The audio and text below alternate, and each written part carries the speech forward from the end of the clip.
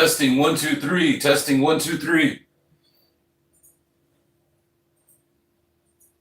Testing 1 2 3. All right, cool.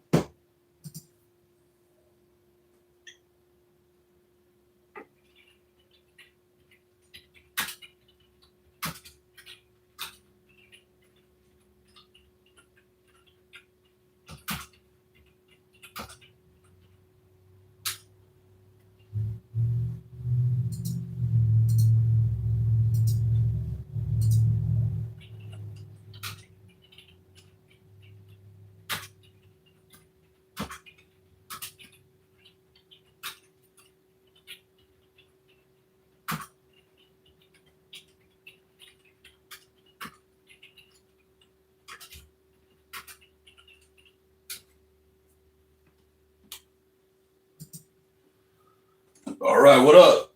What up, everyone? I don't even know if anyone's in here. Oh, hey, what up? What up, homies? Happy Saturday. So I'm finally catching up to all these hearings that have been happening this month. So far, we've watched like a Narco Rubio hearing. There's a hearing on like the SLPC. There was like a hearing on Todd Blanche, the guy that took over from Pam Bondi that we watched. There was a hearing from like the Secretary of Agriculture and Donald Trump's screwworm that we watched. We watched the hearing about the Secretary of Energy, Chris Wright. We watched like a birthright citizenship hearing. So all these hearings have been happening this month. But this one just happened on June 10th, like 3 days ago. This one happened on June 10th, 2026. So I've been wanting, I have this one in the queue. So been wanting to watch this. So I finally got some time to watch it. So this one's titled Senate Judiciary Committee Holds Confirmation Hearing for Pending Judicial Nominees. So these are pretty much going to be like more people that Trump nominated for these critical roles that are clearly, incompetent, just like his whole administration. So let's see how incompetent they are. But a happy Saturday, everyone. Good to hear from you all. Looking forward to hearing everyone's opinions on whatever's going on, whatever's on your mind. Today is June 13th, Saturday, 2026, 2 p.m. Pacific Standard Time for me. Please hit the like button. Thank you. Grassley's opening statement on his behalf. Today, we'll have two panels. The first panel features Daniel Traynor, who was nominated. So I guess Chuck Grassley was supposed to lead this hearing, but for some reason he didn't make it. So this lady right here took his place. U.S. Court of Appeals for the 8th Circuit. Our second panel has 4 district court nominees. Angela Colmenaro for the Southern District of Texas, Michael Martin for the Eastern District of Michigan, Kasdan Miller for the Northern District of Texas, and Antonio, how do we say this correctly? Pozo. Okay, excellent. Pozo for the Eastern District of Pennsylvania. In a moment, I will turn to our visitors to introduce these nominees, but first I'd like to say a few. Hey, what's up, Kevin? Hey, it's so funny. Donald Trump's such a big baby. He had to put a tarp because he was ordered to remove his name that he put illegally on the Kennedy Center. So he's such a big baby. He put a tarp so nobody could see it getting removed. LOL. Today, we are considering a pair of district court nominees from Pennsylvania and Michigan, Mr. Pozos and Mr. Martin. These are the first judicial nominees this Congress who've received blue slips from Democratic senators. I want to commend President Trump, Senators Fetterman, Peters, and Slotkin for their collaboration. Oh, that Senator Fetterman guy is a loser. These nominations. The blue slip has been a Senate practice for more than a century. It, in part, how the Senate exercises its advice and consent role regarding judicial nominees. The practice has been defended by senators of both parties over the years. Ranking Member Durbin and myself can both speak firsthand about the political pressure we've received from our respective colleagues' wishes and retaining this long-standing practice. Properly understood, blue slips safeguard one of the Senate's distinct constitutional powers. When approached in good faith, it fosters cooperation with the White House to ensure that district judges are well suited and respected in the states in which they will serve. Republicans and Democrats have successfully worked together for decades in this regard. Under the first Trump administration and the Biden administrations, senators from opposing parties returned more than 180 blue slips for district court nominees. More than 180. Those blue slips weren't impediments, but instead useful tools to reach bipartisan agreements. I know this. All right, so this is the beginning of the hearing. So I'm about to smoke bong load number 1 to get this party started. Let's see if it won't focus. But yeah, I got some Hindu Kush right here. Got myself a coffee. Let's go. Durbin knows this, and all of my Senate colleagues know this as well. It's why they frequently thank me for respecting their wishes and defending the Senate's century-old practice. But in this divisive political climate, short-sighted... All right, so it's that kind of a Saturday, guys.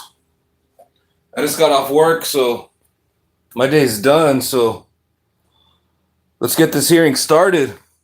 Smoking a bong load right here. Come and get me, Judge.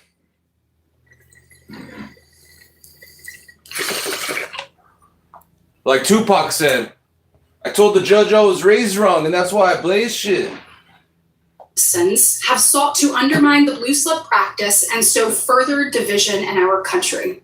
Take, for example, the progressive dark money group known as Demand Justice.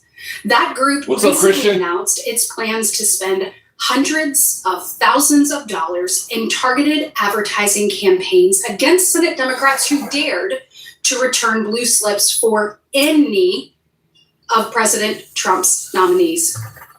Demand Justice and others threatened, quote, "Oh man, I'm looking forward to see these Trump nominees. They're going to be a bunch of incompetent fools, no doubt. Who shrink from this fight will face consequences," end quote. So let's look at the two nominees who Demand Justice so vehemently opposes today. Hey, what's up, Timmy? Yeah, absolutely. Obama, one of the best presidents ever. Mr. Pozos practiced law for nearly 2 decades. He served as a federal prosecutor during the Obama administration. And his time in private practice has been heralded by many, including the Philadelphia Business Journal, which gave him the Minority Business Leader Award. Like Mr. Pozos, Mr. Martin is not a political activist. He is a faithful career public servant who prosecuted serious matters involving espionage, terrorism, and export control. In the Eastern District of Michigan, he served in the United States Attorney's Office under the Obama, Trump, and Biden administrations. But Demand Justice is threatening Senate Democrats because of these nominees. Shame on them and anyone who doesn't oppose these type tactics. They seek partisan advantage at all cost, and they don't care if the casualties are good public servants or the judiciary as an institution. Groups like Demand Justice don't care about the people of Pennsylvania or Michigan or any other state for that matter. So I want to take a moment to praise Senators Fetterman, Peters, and Slotkin for their work here. It took real courage to rise above these despicable pressures to do what's right for the people of Pennsylvania and Michigan. and to reach a bipartisan result that ensures safety, security, and freedom in their respective states. I also want to encourage my Senate colleagues to follow these senators' leadership. The blue slip practice is under assault, and it falls to each and every one of us to do our part to uphold it. Senators tell me they want to retain this practice, but very often their conduct is destructive to the institution they claim to want to protect. The blue slip for district judges and U.S. attorneys has survived for a century, but this practice will become more untenable unless senators recognize and act on the need to do the work with the White House in good faith. Before I turn it over to Senator Durbin, I'll ask everyone to keep their questions limited to 5 minutes, and we'll keep this hearing on schedule. Now that concludes Chairman Grassley's remarks, and I will now turn it over to Ranking Member Durbin. Thanks, Chair Britton. Let me say at the outset, when I chaired this committee during the previous administration, I respected the blue slip rule, and it gave authority to members of the Senate of both political parties to choose certain judicial candidates and nominees for their own state. The same organization that you've referred to was critical of my decision. I believe they were wrong then, wrong again now. If we can get bipartisan cooperation for the appointment of lifetime judges, we should do it. We need to try to transcend the political divisions which prevail in this country, and it should be started in this committee. Late last week, the Republican majority forced through nearly $70 billion to fund President Trump's massive deportation campaign without any reforms to prevent abuses by immigration agents. Senate Republicans failed as well to put in place any guardrails to prevent the president from reviving his MAGA $1.8 million slush fund for January 6th cop beaters. Instead, they are asking us to trust attorney Oh yeah, Donald Trump's trying to do this like almost $2 billion slush fund for all these traitors to the country. General Todd Blanche, president's former personal lawyer, when he says the fund is no longer viable. But just days ago, President Trump made his own pronouncement. He renewed his call to create the slush fund. How long do you think it will take Attorney General Blanche, if he is appointed to that position, to do President Trump's bidding? That brings me to today's hearing. The nominees before us are considered for lifetime appointments. Judges are the last line of defense for our Constitution, especially as this administration has weaponized the Justice Department against the American people. Just look at what happened in the last year. Attorney General Pam Bondi was fired after federal judges stepped in and blocked her efforts to advance baseless prosecution against the president's enemies list. Since Todd Blanche became acting Attorney General, he has used the power of the Justice Department to bring flimsy cases against Trump's perceived enemies. In less than a year, the department has brought 2 vindictive, baseless indictments against former Director James Comey. One will go down in history, the famous Seashell prosecution. These prosecutions were personally ordered by the president, who despises Comey for overseeing the investigation of Russia's interference in the 2016 election. The Justice Department also brought a paper-thin indictment against the Southern Poverty Law Center, a civil rights organization that has long history of exposing. Obama was way better than Trump. Trump can't even Trump can't even hold Obama's jockstrap. White supremacist extremists who are allied with those in the White House. Not only is this administration weaponizing federal law enforcement against the American people, it also refuses to respect the rule of law by following court orders when the judicial system holds it accountable. Just last week, Homeland Security Secretary Mullen refused to commit to following court orders. Falsely claimed. Yeah, Betty. If we wanted your opinion, we'd ask your husband. Besides, all your MAGA friends, they want to repeal the 19th Amendment, if you even know what that is. Quote, we see courts over and over again use their bench for political opinion, not just the rule of law, end of quote. I would remind Secretary Mullen that a court ruling against the executive branch is not a political act. It is part of checks and balances that our founders designed in the Constitution. As I've noted before, scores of judges appointed by presidents of both parties have found this administration has broken the law, and violating a court order is not an acceptable reaction when the administration doesn't like a court ruling. Yet that is exactly what is happening. Earlier this year, a Republican-appointed judge found that ICE had violated over 100 court orders in 1 month in Minnesota alone. Quote, more court orders than some federal agencies have violated in their entire existence. The more liberties this administration erodes, the more important it is for Americans to restore trust in the judicial system. That is why Trump illegally tore down part of the White House. That's not patriotic. Judiciary that's not only fair and impartial, but one that rules without fear or favor. We need judges who will truly be neutral arbiters. And that is why the Senate's constitutional duty of advice and consent is so critical. Blue slips are an important part of that process, providing home state senators with a voice in selecting district court nominees. As chair of this committee for 4 years, I protected blue slips during the Biden administration. I'm thankful that Chairman Grassley shares my views on preserving them.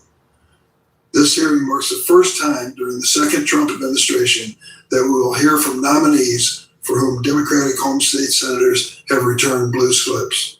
I thank Senator Fetterman and the Michigan senators for working in good faith with the White House. I look forward to hearing from all the nominees today. Thank you, Madam Chair. Thank you, Ranking Member.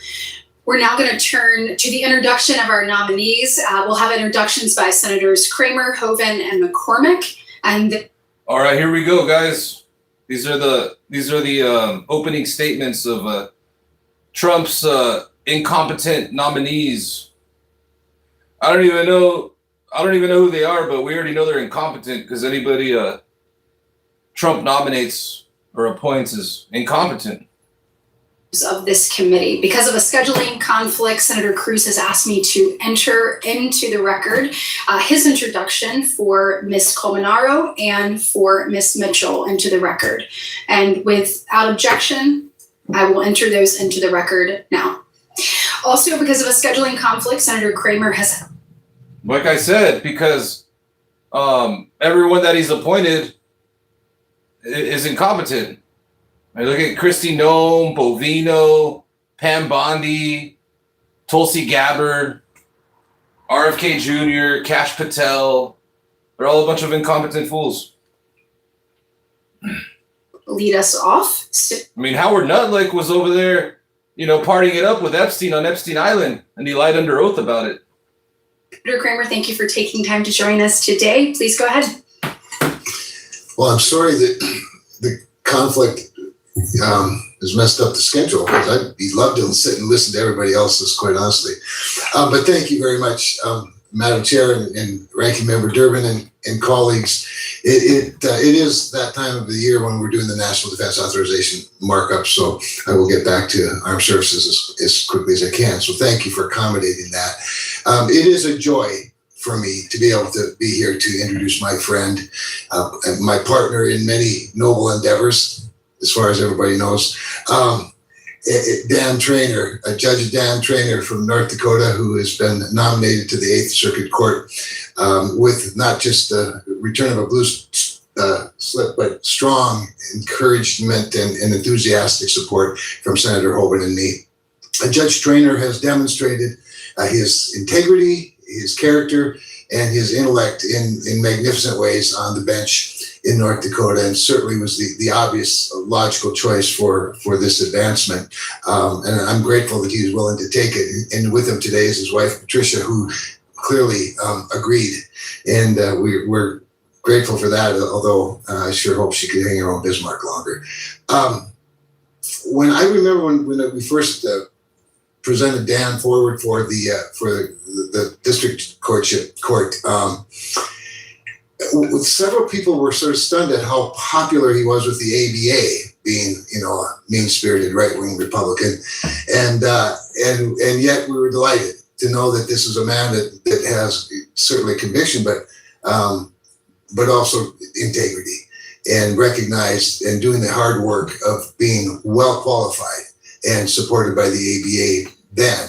As he is now as a member of the bench, he's actually still a member of the House of Delegates for the American Bar Association, demonstrating again further his level of conviction and service. And I've known Dan a very long time.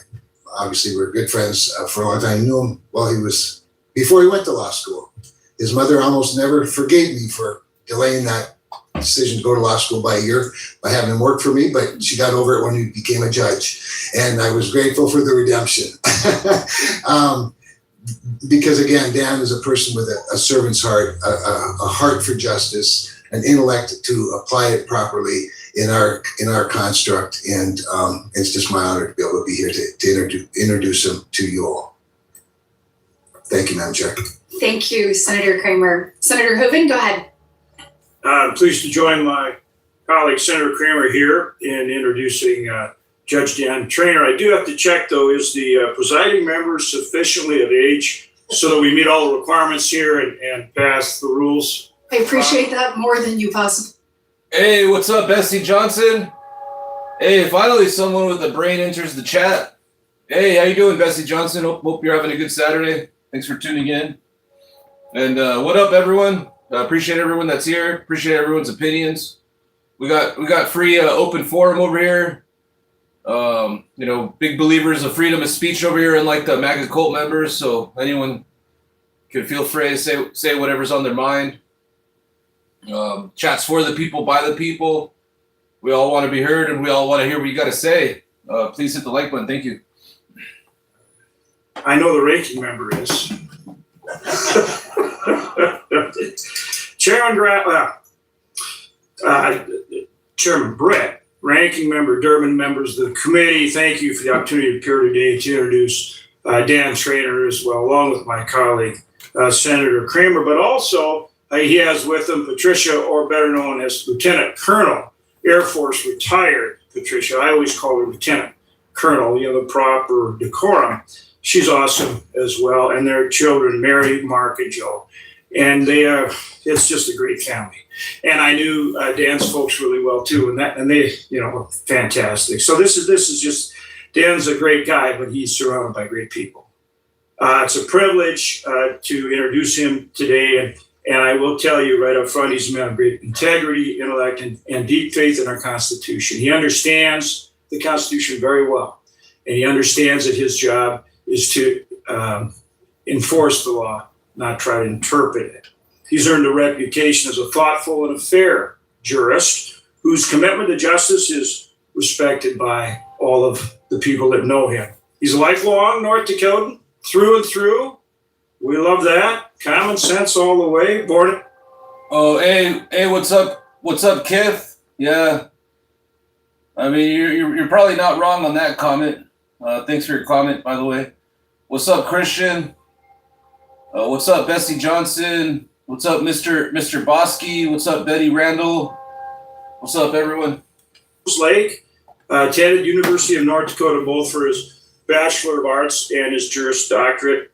And he's been involved in so many things in the state, and his family too. If you ask, if you say the name Traynor, it's known statewide. It's known statewide for good deeds in many different ways and many different areas. He's demonstrated an unwavering commitment throughout his career to public service and, as I said, faithful application of the law. Since his confirmation as judge for the United States District Court in North Dakota, he really has distinguished himself not only for making decisions on the facts of the law, but doing it decisively, clearly, expeditiously. Man, all these MAGA loyalist politicians to the Orange Man, all they do is just glaze each other over their corruption.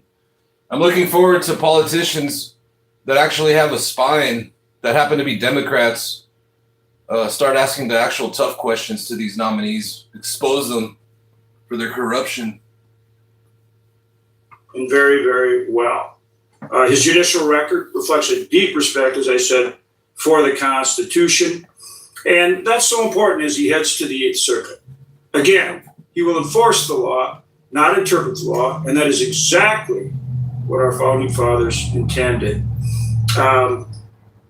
His professional accomplishments are too numerous to name here. I can say I'm already beyond my time. I haven't even gotten through my notes, but I better wrap up and just tell you that we could not have a better nominee for the 8th Circuit Court than Dan Traynor. Thank you so much, Madam Chair. Thank you very much, Senator Hoeven. And now we'll move to Senator McCormick. Hey, thank you, Madam Chair and Ranking Member. Really a pleasure, and members of the Judiciary Committee, it's really a pleasure to be here to introduce Antonio Pozos, nominee to the United States District Judge for the Eastern District of Pennsylvania, to welcome him and Claire, his wife, and their lovely family. Tony's a successful attorney, a strong Pennsylvanian, a decorated public servant, and he's eminently qualified for this role. President Trump has made a strong and wise selection in nominating Tony.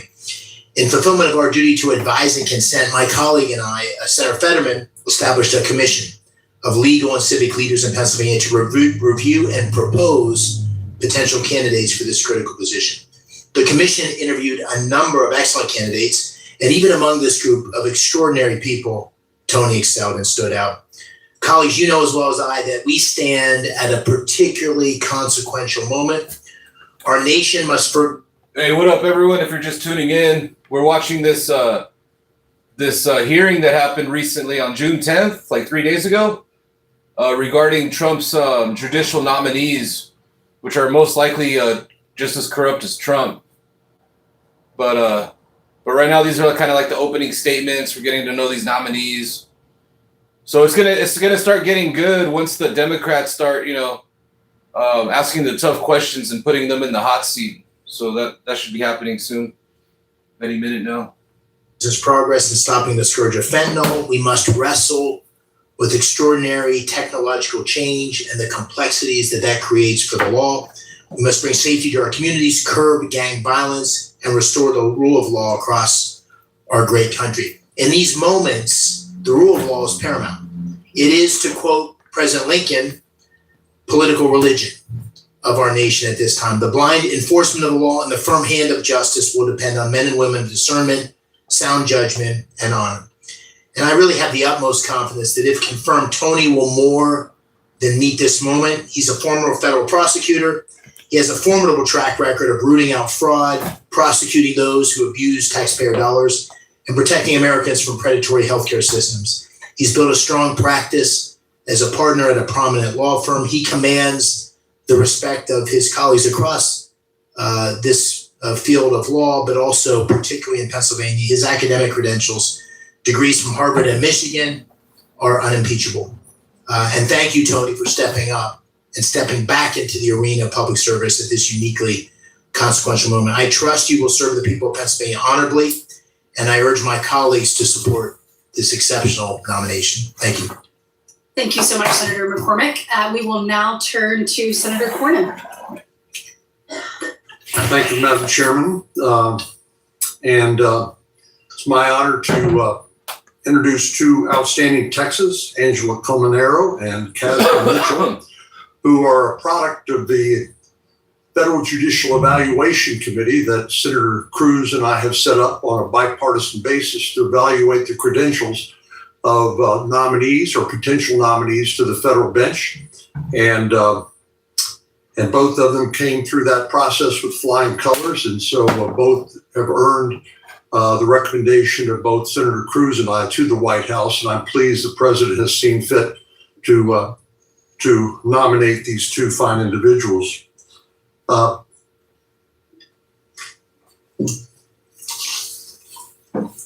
Some of the finest attorneys and judges in the nation hail from the great state of Texas, and I'm glad to be able to sing the praises of these two. Angela received her bachelor's degree from the University of Texas at Austin with a JD from Notre Dame. After law school, she served as a law clerk for a federal judge, Judge Fish, on the U.S. District Court of the Northern District of Texas, and then entered private practice, focusing on trial. That's funny because I've been watching all these hearings that have been happening this month, and what I've noticed is all these MAGA politicians, whenever they're confronted with some serious questions, they avoid it, they dodge it, or they just say but Biden. they'll when they're backed into a corner, they'll start blaming it on the Biden administration. Just in complex commercial litigation. In 2009, she entered public service with the Texas Office of Attorney General as an assistant attorney general in the General Litigation Division. After 9 years of service, she joined the office of the Texas governor as deputy general counsel, where she coordinated with agency executives on internal investigations, employment matters, and state law compliance. She directed litigation strategies for the governor and advised the governor on clemency applications in capital cases, and she currently serves as Governor Abbott's deputy chief of staff. I know Governor Abbott has high standards when it comes to legal matters, having served with him myself, and I think his commendation of Ms. Colmenero for this job speaks loudly. Today, she's joined by Kasdan Mitchell, who's another one of the Lone Star State stars, who received her BA and law degree from Yale University. She began her legal career. They didn't need to answer any questions because they were doing such a good job. Gas prices were low, grocery prices were low. There wasn't any illegal wars going on. So it's kind of easy to not have to answer questions when you're not participating in illegal wars and crimes against humanity. Assistant Solicitor General in Alabama, handling civil and criminal cases at both the trial and appellate levels. She even clerked for my friend and a great judge, Judge Bill Pryor, on the U.S. Court of Appeals for the 11th Circuit, and Justice Clarence Thomas on the U.S. Supreme Court, in addition to working in the private sector, most recently at Kirkland and Ellis, where she was elevated to partner in 2018. With such exceptional credentials, it's no surprise that President Trump has selected both of these great lawyers and Texans to serve as U.S. district judges, and I'm honored to say a few words on their behalf. So congratulations, Angela and Kasdan, and to your families, who I know are proud beyond measure of your accomplishment here today. And I look forward to supporting both of your confirmations here in the committee and on the Senate floor. I do want to just take a second just to reflect a little bit on our current political climate insofar as it affects the judiciary and the rule of law that we talk about all the time, and just reflect on the fact that, as Justice Scalia famously said, the one thing that preserves our great country is not necessarily the rule of law, it's the independence of the judiciary.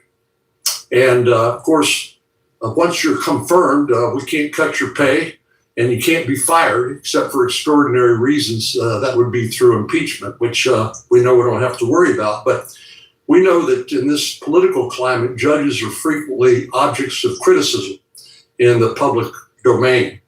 And that's fine. I think there's only been like one judge in the history of the United States that's been impeached, from the Supreme Court. I read up on it. I can't recall though. I got to read up on it again. Freedom of speech in this country. But the problem is judges can't really defend themselves against criticism. It takes other people to speak on their behalf. And sadly, the Organized Bar Association has abdicated their responsibility to speak on behalf of judges who are doing nothing more and nothing less than their job. What's up with this lady sitting behind him? She kind of looks like that actress from Boy Meets World. That lady that's sitting behind him. It's Topanga. It's Topanga from Boy Meets World. And not putting their finger in the wind to see which way the political wind blows, but what the correct outcome is according to the facts and the law in the case. So shame on the organized bar for not speaking up when judges are unfairly criticized. And I know some people have gone so far as to say, well, judges should be. Hey, what's happening, Aloha Kitty? Good to hear from you. How you doing over there in your neck of the woods? Yep, blue wave coming though. Come November, we're inching closer to this blue wave every day. The tsunami. I got my surfboard ready. For decisions that they don't like. Well, there is a remedy for a judicial decision that you don't like. It's called an appeal. It's an appeal. It's not impeachment. So we can all argue about judicial decisions, and having been in that role myself at one time in my life, it always happens. There's always controversy, but somebody's got to decide it. And as Justice Jackson on the U.S. Supreme Court said, that in the case of the Supreme Court, the decisions of that court are final not because they're always right, but they are right because they're final. And there has to be some place where Americans can go and get a decision made by an independent member of the judiciary, irrespective of politics or popular opinion, and have a decision made according to the law and the facts. And that's going to be your responsibility, as you know. And so I just wanted to say a few words to impress upon you and everybody else here the importance of the independence of the judiciary. So thank you. And Madam Chair, I will yield the floor. Madam Chair. Senator Kennedy. Madam Chair, I know I'm out of Hey, what's up, Gene Lewis? order here, but I wanted to raise a point of personal privilege. I sat here and listened. Oh, God. We got Senator Kennedy over here. Oh, my goodness. This guy's horrible. Let's see what he has to say. This guy's kind of funny, though. We got a MAGA clown show in the off, running this country. They turned it into like the giant Jerry Springer show. So it's like, we got a circus. Our taxpayer money's paying for it. I guess we might as well watch it and laugh at these clowns. So here's a MAGA clown called Senator Kennedy. To Senator Cornyn, and there are not words in English for me to express how much I am going to miss him on this committee. I have learned so much from John Cornyn. And he's the same person today as he was when I got here 10 years ago. Whip smart, even tempered, even handed, exercises power maturely, not emotionally, unafraid, but never ugly, never vindictive. God, we're gonna miss you, John. And it is such a privilege to have served on this committee with you. And I mean that.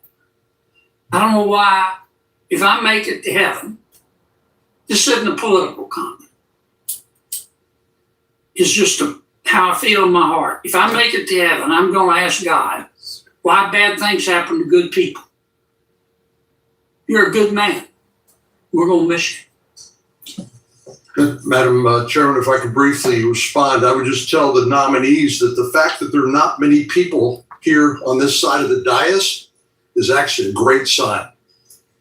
The thing you should fear if you're going to be a nominee or a witness in a Senate hearing is when every one of these seats are full. But beware, when Senator Kennedy's here, anything can happen. That's right. Thank you both for your comments, and I echo your words, John. On Chairman Grassley's behalf, I now introduce Mr. Martin. Mr. Martin earned his BA from Miami of Ohio University, his master's degree from Georgetown University, and his law degree from Boston College Law School. After law school, Mr. Martin clerked for Judge Edward Harrington on the U.S. District Court for the District of Massachusetts. He spent the bulk of his career in public service under both Republican and Democratic administrations. In 2005, Mr. Martin joined the Justice Department's counter-espionage section. He then joined the U.S. Attorney's Office in the Eastern District of Michigan, where he has remained for nearly 2 decades. As a federal prosecutor, Mr. Martin handled a wide array of criminal offenses, including terrorism, espionage, export control, drug trafficking, firearm offenses, and violent crimes. He has tried 11 cases to final verdict and handled important appeals. Mr. Martin was also selected for many leadership positions, including Chief of the National Security Unit, the Executive Assistant of U.S. Attorney, and the Criminal Chief. The U.S. Attorney for the Eastern District of Michigan sent a letter to the committee praising Mr. Martin. It stated, quote, "Mike is a public servant of the highest order. He has been an assistant U.S. attorney in this office for 18 years. He has excelled at every role. As a trial attorney, Mike secured some of our most important convictions in national security and violent crime," end quote. Without objection, I will enter this into the record. Senator Portman, who previously served the state of Ohio, also asked me to convey that he knows Mr. Martin personally and fully supports his nomination. I look forward to hearing from Mr. Martin today.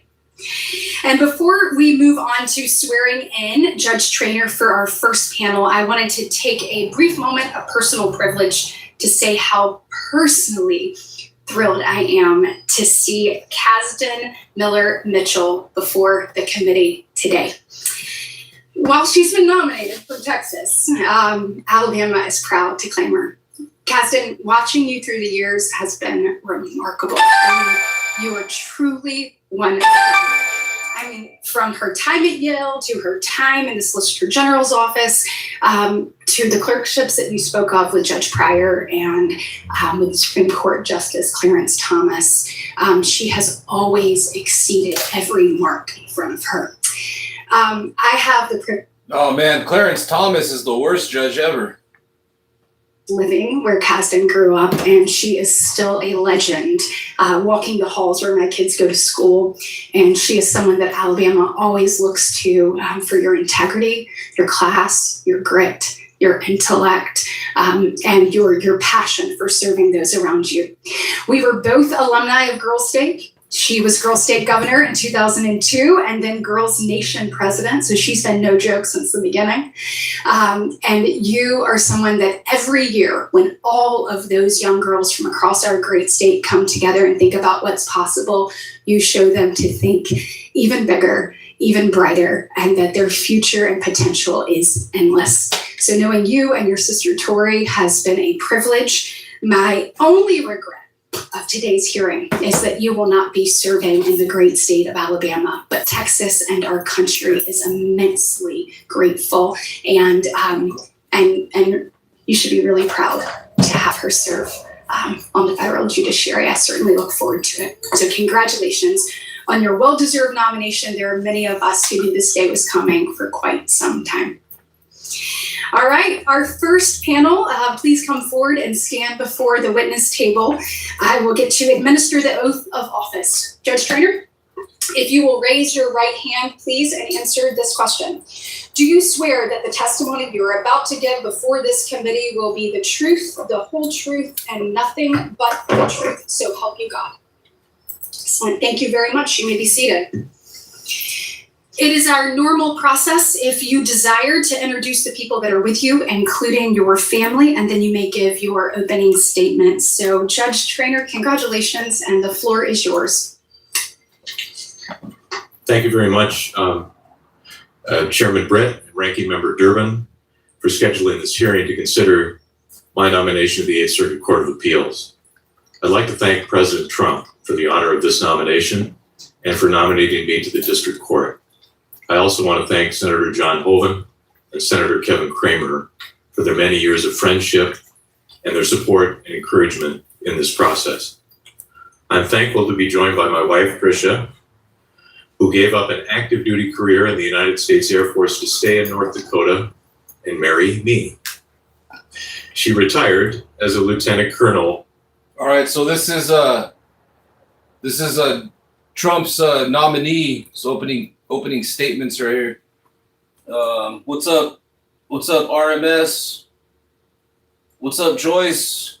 What's up, Madame? Good to see you, Madame. What's up? I'm a messenger.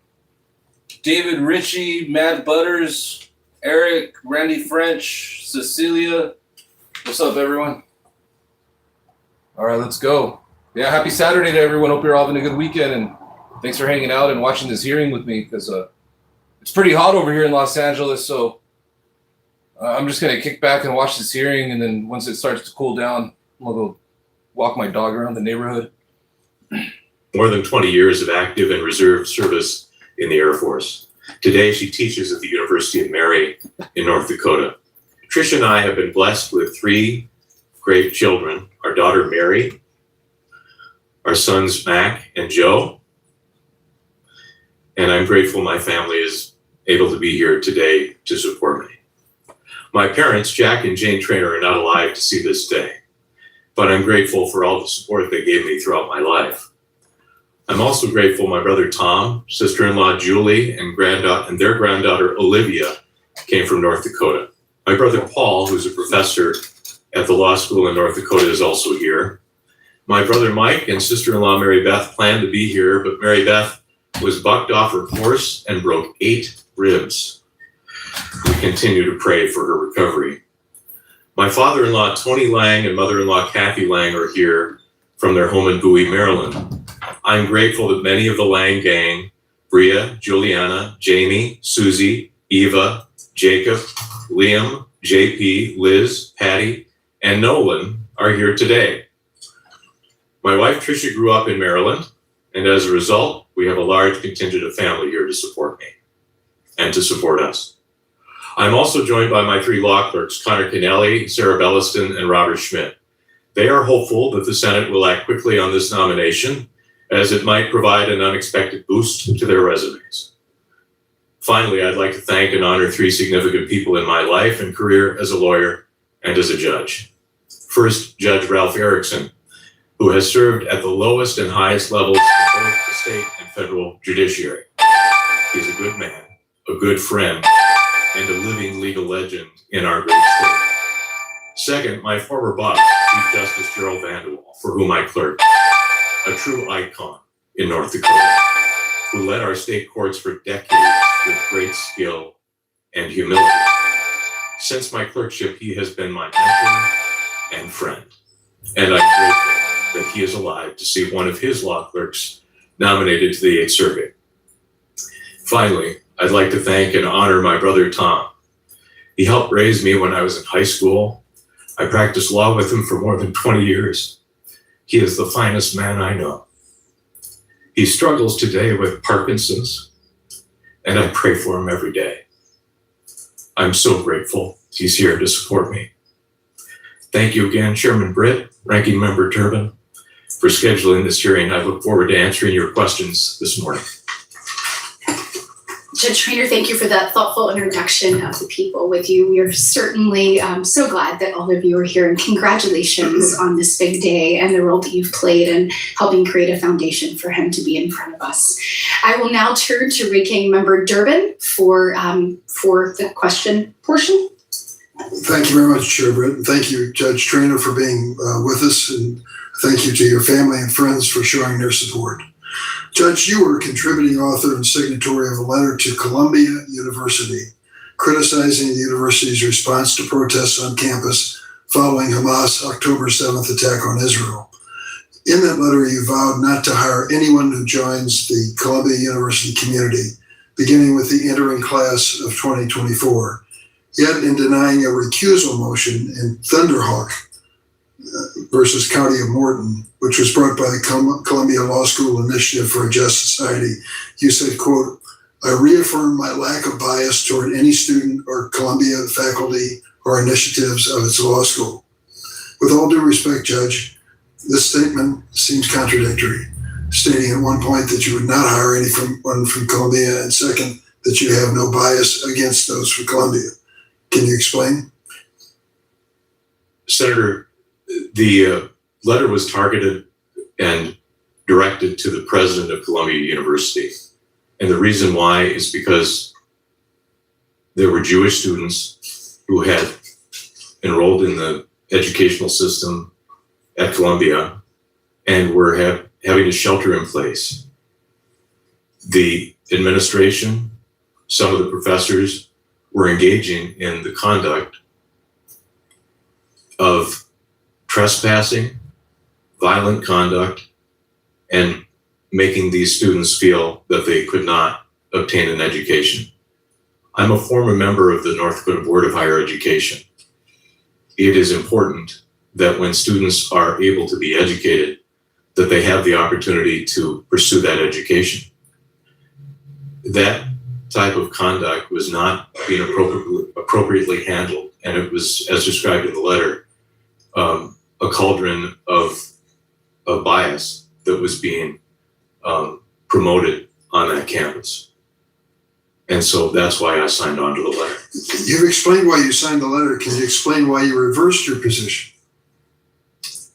Senator, I don't believe that I reversed my position. What I stated in the recusal order with regard to an application from some, I believe they were graduates of Columbia, that I don't hold a bias against graduates of Columbia. I don't hold a bias against people who attend the institution. The purpose of the letter was to do what the little one can do as a federal judge. So you're saying you wouldn't hire them because they're from Columbia and misconduct, and then saying you have no bias against Columbia. I don't follow that. Senator, these lawyers had graduated from Columbia long ago. They were in practice, and as a result, the boycott of the letter that I signed on to did not apply to them. I'm not a graduate of Columbia, but I'm still troubled trying to understand your logic. You volunteered to hear habeas petitions from immigrants who were rounded up as part of Operation Metro Surge, the notorious ICE action in Minneapolis that led to the deaths of 2 innocent individuals. Around the country, the Trump administration has detained tens of thousands of immigrants, 85% of them without any criminal records. Overwhelmingly, district court judges appointed by both Republicans and Democrats have held that mandatory detention is illegal and unconstitutional. According to Politico's analysis, judges have ruled against the Trump administration's policy of mandatory detention more than 10,000 times. And even a majority of Trump-appointed judges have ruled against the administration's position. You are an extreme outlier on this issue, which you've even acknowledged in several of your opinions. In your opinions, you embrace the Trump position that it can detain any immigrant without a bond hearing, no matter how long they've been in the United States, and even if they have no criminal history. Why did you volunteer to preside over these cases in Minnesota? And in light of your embrace of the Trump administration's position, even when judges have ruled against the administration policy more than 10,000 times, why should we feel or have confidence you can be a neutral arbiter when it comes to presiding over challenges to the Trump administration action? Senator, I volunteered to help in Minnesota because I was previously licensed in Minnesota. I was previously assigned to handle a case and actually conducted a trial in the District of Minnesota. And when North Dakota was down to 1 federal district judge, judges from throughout the country, including many from Minnesota, were very helpful in handling matters that were pending in the District of North Dakota. And so that's why I signed up. But the bottom line on the issue of habeas corpus, the issue of detention, why is it you're such an outlier when it comes to Trump policy? Senator, I reviewed the law. I felt that the administration was acting within their limits, and I made my decision. I based it on the law, and I also based it upon what I expected the 8th Circuit Court of Appeals would do. And indeed, the position that I took and the ruling that I made was upheld by the 8th Circuit. Thank you. I'd like like to enter into the record 6 letters supporting Judge Trainor's nomination from community leaders in Minnesota. These letters were written by legal academics in the state, leaders of the state bar associations, and the former chairman of the Spirit Lake tribe. They all praise Judge Trainor's character and judicial temperament. One letter stated, quote, "I have a great deal of confidence that he'd be a trustworthy and highly ethical circuit judge and exhibit superb temperament and wisdom in performing the important duties of his judicial office," end quote. The other letters shared similar sentiments. Without objection, I'd like to enter these letters into the record. So ordered. Now I'll call on Senator Cornyn. Judge Traynor, as you were introducing your family, I think it's more like a clan. Congratulations on your nomination, and welcome all of your biggest fans here to the hearing here today. I guess my first... Hey, what's up, Christian? No, I didn't hear about Alaska. What happened in Alaska? Is, a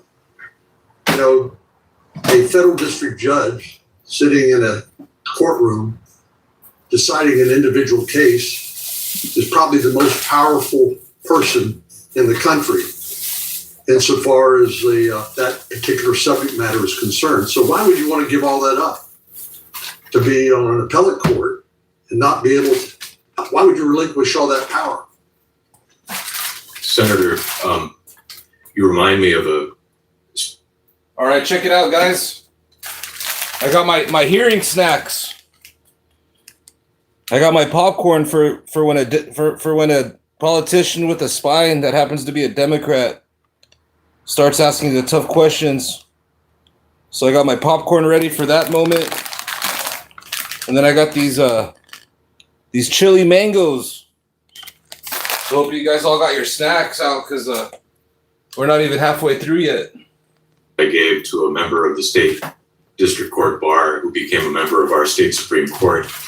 I said, "You're giving up all of this authority. You don't have to find anybody else to agree with you, and now you've diminished your ability to make decisions because you've got to find..." Oh yeah, for sure. Aloha, kitty. Yeah, mangas always like to cry because they're just a bunch of big babies, like they're orange king. And they also, he also wears diapers. Poops his diapers because he's a big baby. Other justices to agree with you. It is a change of pace. As I think Justice Alito described district court judges, and I told the judicial nominees for the district court, it is a great job. And I've enjoyed being a federal district judge. It's the greatest honor of my life, Senator, to hold that position. Justice Alito, I think, described us as monarchs in our own courtroom. And that... Hey, what's up, Futurucci? Good to see you. Hope you're doing well.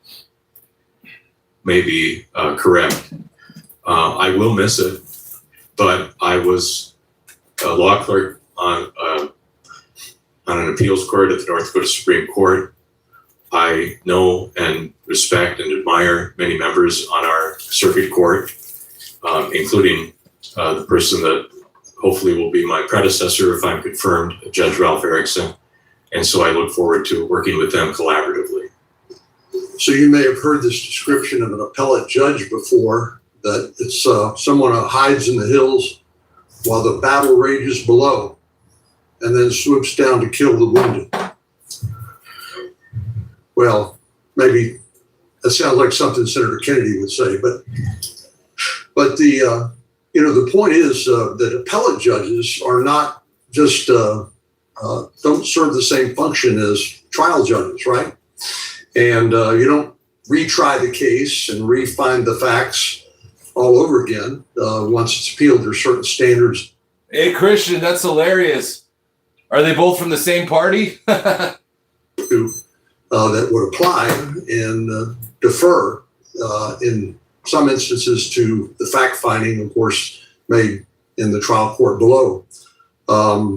So what lessons will you take with you from your experience on the trial bench and in terms of the decision-making process that judge goes through?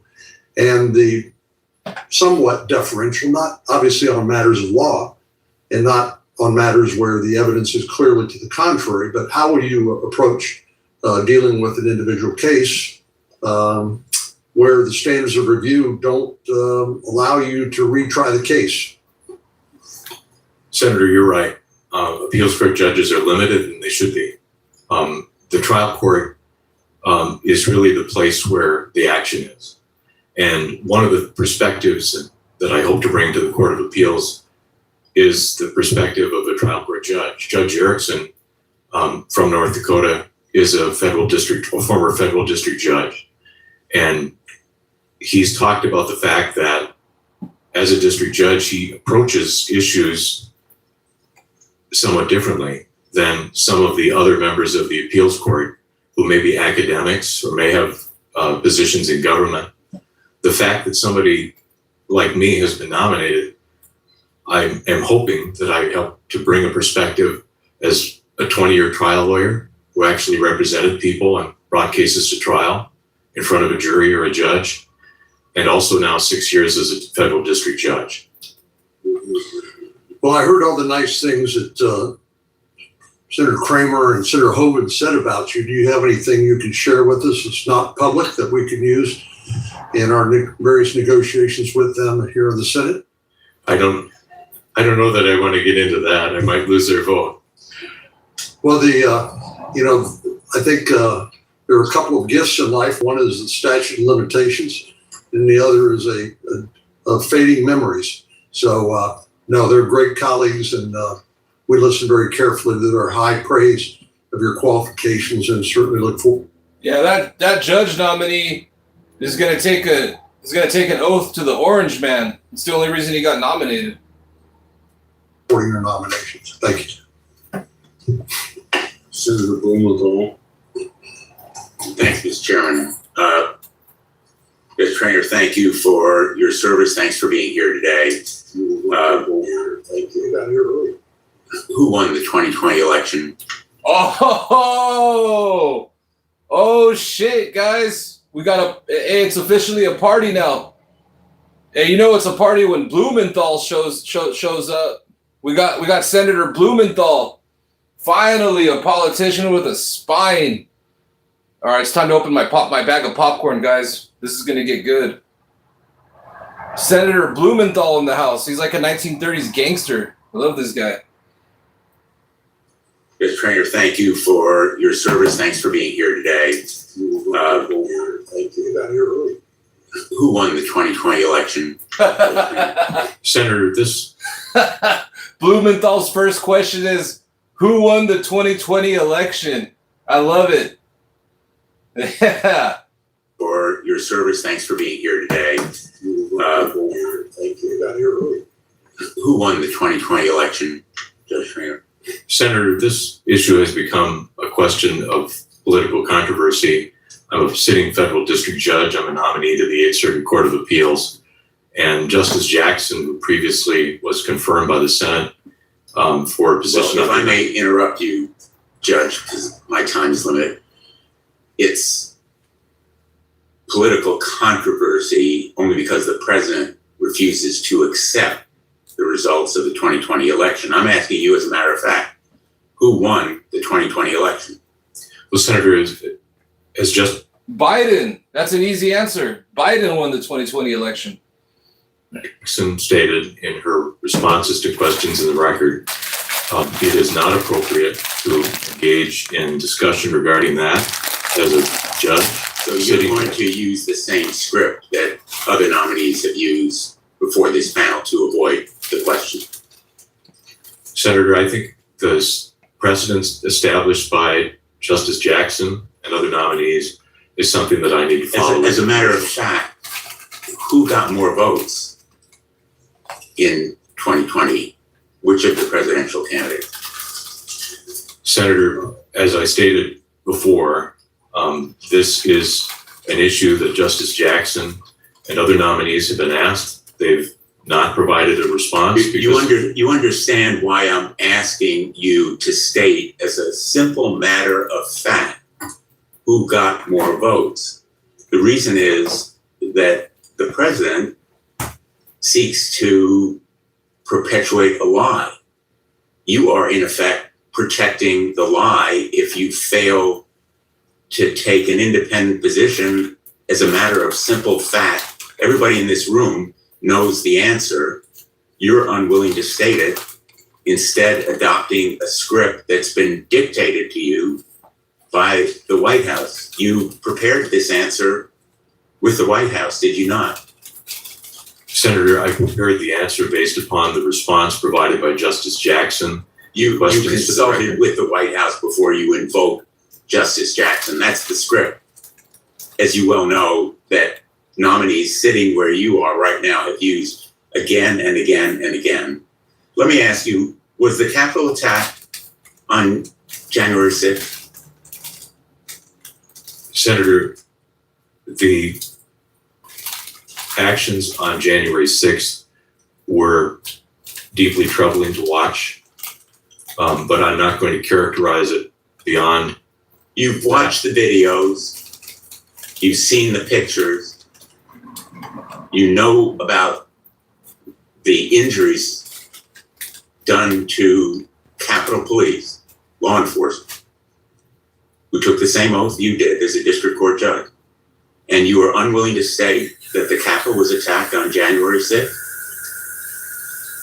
Senator, as a federal district judge, I've had cases relating to that issue pending before me. I just don't know that it. So let me just be very clear, Judge. I am absolutely astonished because you are. Yeah, the January 6th insurrection was Donald Trump's attempt to overthrow the government because he couldn't handle that he lost the election because he's a big baby.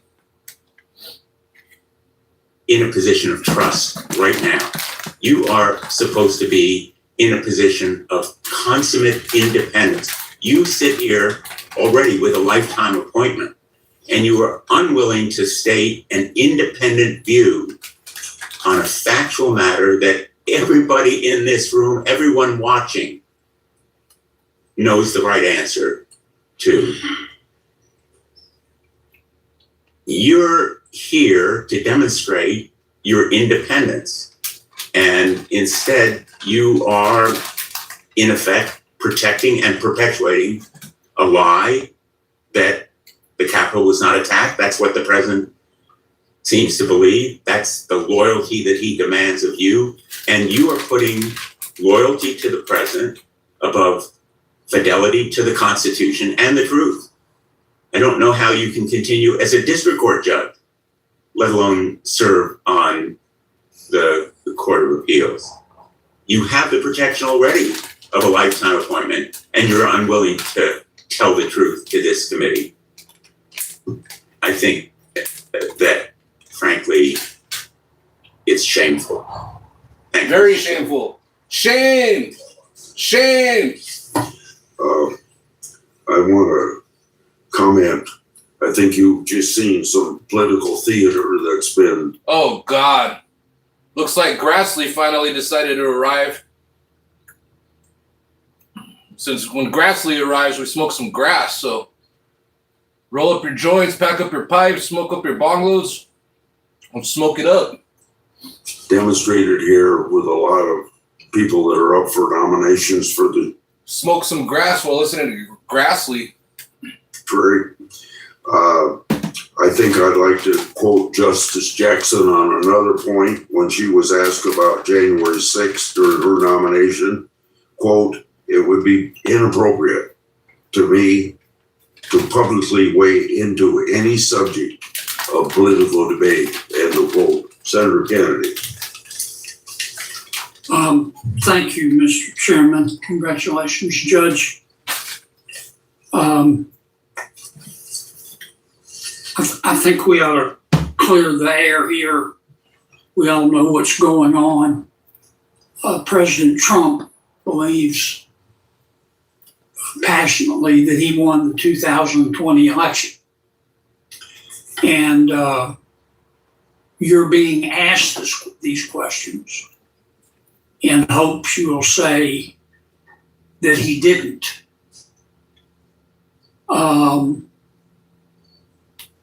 or in hopes that you will say that he did, regardless of what you actually think.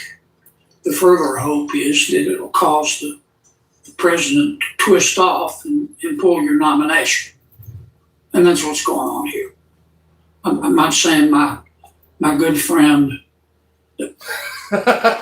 The mental gymnastics this Kennedy clown is doing is off the charts. This dude's doing a hell of a word salad right here. What do you guys like with Kennedy's word salad? You guys like blue cheese, ranch, some Thousand Islands? The right to do that. This guy's got 1,000 lies. This guy uses 1,000 lies. This guy uses 1,000 lies dressing for his word salad. Some would say it's kind of clever, but I don't think we ought to kid ourselves about what's going on.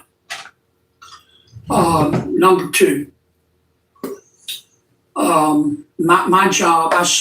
I don't.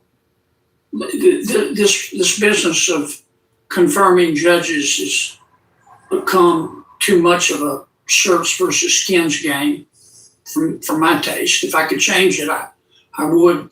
Yeah, he's in the Epstein class, so he'll definitely be in the skins game, on the skins team. And picking somebody for the federal bench is as serious as 4 heart attacks and stroke. You're there for life. We better get it right. And my job is to be in as I see it, is to be an equal opportunity antagonist. Now, some would use another A word to describe me, and I realize that. That's my job. And the two biggest things going for you, Judge, I don't know. You have Richard Bruce Mason Preston or John Hoven and Kevin Kramer. If they tell me you ought to be on the Court of Appeal, I believe them. Because they understand the role of a United States Senator. There are a couple of questions I want to ask you. Why did you? I heard your answer to Senator Durbin, but you were a sitting federal judge, and I know some other judges joined you, but you wrote a letter to Columbia saying, because of what I see happening at Columbia, I'll never hire one of your graduates. Why did you do that? Senator, I was asked to sign the letter. It was indicated over a period of time. And the reason why is because it wasn't simply a student protest that was occurring. It was a protest that was resulting in violent conduct. Well, I know what happened. I guess what I'm getting at is our federal judiciary has lost some of its legitimacy. I'm not laying it at your doorstep, but it has. And so many Americans now feel, because they're told, that judges are just politicians in robes. Okay? They're just mini legislatures. And that's not what our founders intended, and I don't think that's what they are. And so when a federal judge expresses a political opinion like you did, and your colleagues did, how does that help our effort to help the public understand that judges aren't politicians? Senator, I've been told a lot that federal judges have a lot of power, and you've said it, I think, in other contexts. But our power is limited. It's significantly limited to the case or controversy before us. We don't have the power of an executive. We don't even have the power to change laws like you do as a legislator. I get that, Judge, and you're a judge. You can do what you want. I hope you won't do something like that again. I'm not saying you don't have the right, but when you adopt a political position, which I happen to believe with, frankly, to do that as a private lawyer is one thing. To do it as a sitting federal judge is quite another. And I just don't think it's a good thing. It's my personal opinion. You don't tweet anymore, do you? I do not. Okay. You don't go on social media at all? I go on social media to follow other people, including Sure, but not to post. not at all. In fact, I think I know the name of your elliptical. Yeah. Margaret and I had a date Sunday night. She In won. the carport. She in my carport. She won. Thank you. I'm over. I'm sorry, Mr. Chairman.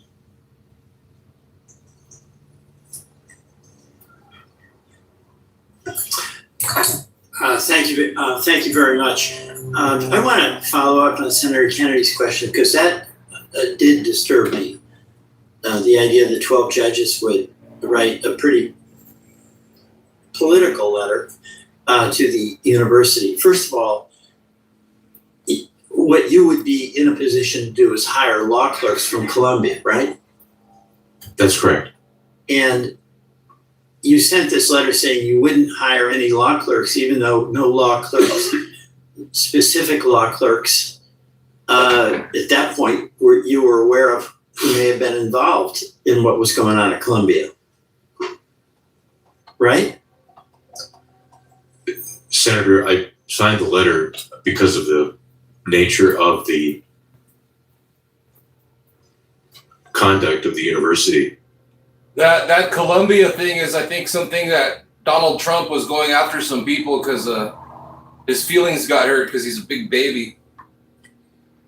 In the treatment of Well, particular students. I understand that, and a lot of people felt very strongly about it, and that's a legitimate point of view. But I think what Senator Kennedy's talking about is one of the limitations one has as a judge is the limitation on commenting on public matters. And there's a contrast I see. Senator Blumenthal was asking whether there was an attack on the Capitol on January 6th. And you felt that you could not comment on that because there may be some case or controversy that would come before you. That was your answer to him. But doesn't that same rationale apply to your letter to the administration of Columbia? Senator, the signatories on the letter were referred in all of the districts or the circuits where they signed it with regard to The cat's out of the bag, buddy. You took an oath to Donald Trump and not the American people. You're a corrupt judge. complaint. The complaints were all dismissed. And one of the things that I understand. You're a smart person, okay? And that was like gobbledygook, what you just said. I just asked, isn't there a very similar rationale that you used in answering the January 6th question from Senator Blumenthal? You may have a case of controversy that comes before you. And then, of course, there were these events at Columbia. Why doesn't that rationale apply to the Columbia letter that you and your colleague sent? Senator, the hiring of law clerks is not a case or controversy. What? The hiring of law clerks is not a case or controversy. Well, it's not a case or controversy if there's a riot at the Capitol. There may be a case or controversy. I mean, that's a very political letter. And, you're entitled to your political point of view. It's just as a judge where you're writing to Columbia and you're demanding in that letter that they hire more conservatives. What role do you have as a sitting judge to tell Columbia or Holy Cross College, where I went, who they should be hiring? Senator, academic freedom and academic diversity of viewpoint is important. No, I'm asking you what right you have as a sitting judge to send a letter to any college telling them who they should hire. Senator, as a sitting judge, I have the right to decide who works for me as a law clerk. Oh, God. Did I ask you that question? I asked you what right you had to tell a college or a university who they should hire. I didn't ask you, did you have the right to hire whatever clerk you want to hire? Do you want to answer the question I asked? Senator, federal judicial positions are important career starters for people. Look, you will not answer the question, and you know what the question is. You wrote a letter with 11 colleagues, and you told Columbia that they better hire more conservatives. Okay? A lot of people would agree with you on that. But you're a judge. And I'm asking you this question. What right do you have as a judge to tell an academic institution who they should hire? Senator, when this matter was reviewed by the Eighth Circuit and other courts around the country, they concluded that judges do not surrender their First Amendment rights when they become judges. Okay, so then that answer would suggest you believe that you have the right to be sending letters with colleagues to universities telling them who they should hire. You believe that? I believe. Hey, what's up, Angus? We appreciate your commentary, buddy, but you're commenting too much about all your lies. So I'm gonna put you in a 10-second timeout just to get rid of all your lies. Feel free to comment, but don't spam. Letter was appropriate and consistent with my role as a public that gets us back to the concern that Senator Kennedy expressed. There's a lot of people who would agree with you on what was said in that letter, but not federal judges would agree that they could be getting involved in what is an incredible political controversy. I yield back.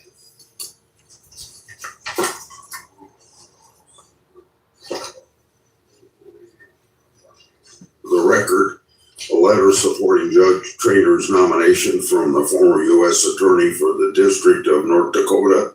The letter praised Judge Trainor's work in North Dakota community programs. The letter stated, quote, he distinguished himself as a thoughtful and courteous partner for participants with diverse political views and those with no political views at all, end of quote, without objection. I hear none. It'll be entered in the record. I was wrong. Not White House, Chef. Go ahead, please. Thank you, Mr. Chairman. Except these MAGA politicians are nothing but MAGA meat riders, and they take an oath to the orange baby. Mr.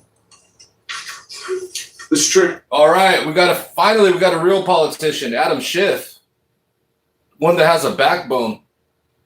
I want to follow up on my colleague's questions and make sure that I understand this. You were asked a series of questions about January 6th, and correct me if I'm wrong because I was not here at the time you were asked those questions, and you declined to go into whether this was an insurrection, the nature of the attack on the Capitol, because you said it might involve a case of controversy that would come before you. Is that correct? Senator, it did involve cases or controversies. We had people in the District of North Dakota that I believe were charged.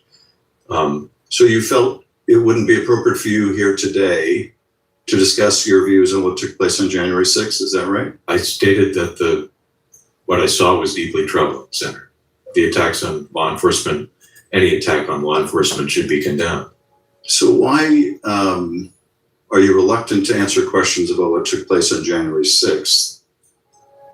On the one hand, and on the other hand, you say judges don't forfeit their First Amendment rights. You feel free to write to a university to tell them who they should hire or not hire, who you're going to hire or not hire. You feel free to immerse yourself in that controversy. But here you won't talk about your views of January 6th. Can you reconcile that for me? Yes, the difference, Senator, is that there is no case or controversy with regard to hiring of law clerks, but handling matters. Well, you're saying there's no case or controversy involving Columbia, involving the efforts by the administration to punish Columbia, all the litigation around Columbia. That wasn't the case or controversy? That was far afield from the letter that was signed, Senator. Really? Why is it far afield? Weren't you complaining about what was taking place on the Columbia campus, and as a result that you weren't going to hire law clerks and the other judges on your letter weren't going to hire law clerks? Wasn't that the nature of your correspondence? Yes, that was the nature of the correspondence. So you feel perfectly free to immerse yourself in that, exercise your First Amendment rights there. When it comes to asking basic questions about January 6th, you won't answer those questions. The difference, Senator. January 6th was a bunch of crazy MAGA meat riders trying to overthrow the government at the direction of Orange Man himself. I watched the whole thing, even the speech he gave before it all went down. There are cases or controversies that I have before me as a district judge relating to individuals that have been charged for conduct that occurred on that date in this capital. So does that mean that any litigation involving Columbia you're prepared to recuse yourself from? Senator, the limitation on Columbia was in regard to hiring law clerks. I hold no bias against the institution itself. Well, whether you hold a bias towards it or not, you're saying today that you can't discuss any of the January 6th stuff because there are pending cases or controversies, even though they've all been pardoned by the president. I'm not sure what case or controversy you're referring to, but nevertheless, you're unwilling to say you recuse yourself. No, I actually binge watched like a few months ago. I think I saved the video somewhere, but there's like live streams, like people were in there live streaming. There was like, I think like News to Share was one of them. There's a channel called News to Share. They got a lot of good footage. Like the whole live stream thing. It's just a bunch of like right-wing lunatics. These guys that are like obsessed with an Orange Man, that this Orange Man doesn't care about anybody but himself. It's mind-boggling. Case or controversy involving Columbia when you specifically weighed in there. How do we reconcile that? Well, Senator, as I stated in the recusal order that Ranking Member Durbin raised, I indicated that I held no particular bias against. Well, yeah, that's fine. You can say you hold no particular bias about January 6th too. I mean, it's easy to say. Your letter demonstrates a very clear bias. I'm not saying that it's an unreasonable bias, but it is a bias. It is a prejudice in favor of one view that would cause people to question your impartiality if that case came before you. That seems to me a stronger, much stronger case for recusal than the one you're making to refuse to answer questions about January. I mean, I'm all for freedom of speech. I appreciate everyone's opinions. But I'm not for freedom of being annoying. And Angus, man, you're being annoying, man. I give you a 10-second timeout. Now I'm gonna upgrade your timeout to 1 minute. I mean, we appreciate everyone's opinions, but you're just spamming. Not only are you spamming, you're just spamming a bunch of ridiculousness. Nobody wants to hear it. Maybe your MAGA meat rider friends might, but you're just spamming too much about it. All right, let's continue on. Maybe we'll see Angus back in a minute. So let me just ask to make sure that I understand the limits of what you're prepared to say. Who won the 2020 election? Senator, as I indicated in response to questions from Senator Blumenthal, Justice Ketanji Brown Jackson, as a sitting circuit court judge at the time of her nomination, was asked this question in questions to the record. I'm asking you the question. Yes, and as a sitting judge, I will tell you that it is not appropriate for a judicial nominee to engage in discussion regarding a matter of political controversy with that. See, this is completely inconsistent with your involvement in the whole Columbia controversy. Completely inconsistent. Because you involved yourself in that controversy. You went out of your way. Nobody asked you to write that letter. You took this upon yourself to do, to insert yourself into that. But you're saying here, you can't answer a simple question about who won the 2020 election because it would somehow implicate you in controversy. I'm sorry, there's no way to square those two things. Mr. Chairman, I yield back. Okay. Now we go to Senator Whitehouse. Mr. Chairman, I would like to. All right. Another politician with a backbone, Senator Sheldon Whitehouse. Let's go. I love Sheldon Whitehouse. Hey, by the way, what up, everyone? What's up, Julian Fry? Good to see you. What's up, Christopher, Rocky, Ray, Joseph, Marlene? What's up, Salvatore? What up, everyone? My time this morning to say a word about U.S. attorneys and what's happened to this committee's role in the nomination of U.S. attorneys. Just recently, we had a U.S. attorney in an acting role who came before this committee and then went to the floor to be voted on as part of an en banc panel of around 50 different candidates, voted through en masse. We were not told that just 4 days earlier, I want to say, that U.S. attorney had been harshly rebuked by their home court for egregious abuse of their office. That's something we should have been told. We voted on a U.S. attorney, first hidden in the en masse vote, but second, without being informed of this development that had taken place of a rebuke, I believe, by the entire court, not just one irate judge, which puts a spotlight on the problem of how these interim and acting U.S. attorneys come up. We have seen over and over again illegal U.S. attorney appointments.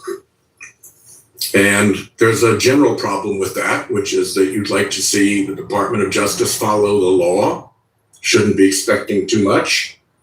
And when it doesn't follow the law with respect to the management of its own personnel, that's a pretty bad sign. And it's happening over and over and over again. And one of the prices that is paid when these illegal U.S. attorney appointments are made is that this committee loses its ability to have any oversight over their installation in that office. Our blue slips no longer matter. They don't get a proper hearing. They just get sent in under a variety of specious legal theories. And if this were done by a Democrat administration, I would think there'd be heads exploding the whole way down the path. But we're absolutely silent about that.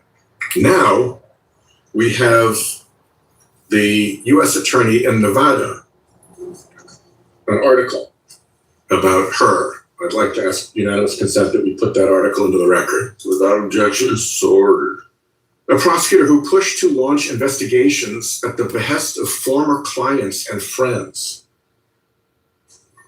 while bypassing Justice Department orders recusing her from cases. She opened a probe targeting. And the Donald Trump corruption goes on. There's always a new, Pam Bondi, she got fired. Even Pam Bondi was incompetent. Past a political foe, one of many circumstances in which she leveraged her role to advance personal interests. She frequently sought status updates on cases despite recusals that barred her involvement.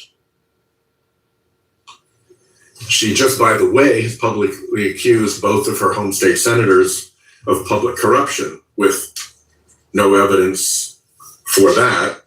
The letter goes on through the details of many of these various incidents, but it concludes by saying that she had assured the court and defense counsel. Trump was trying to steal $10 billion from the U.S. Treasury. That's the corruption.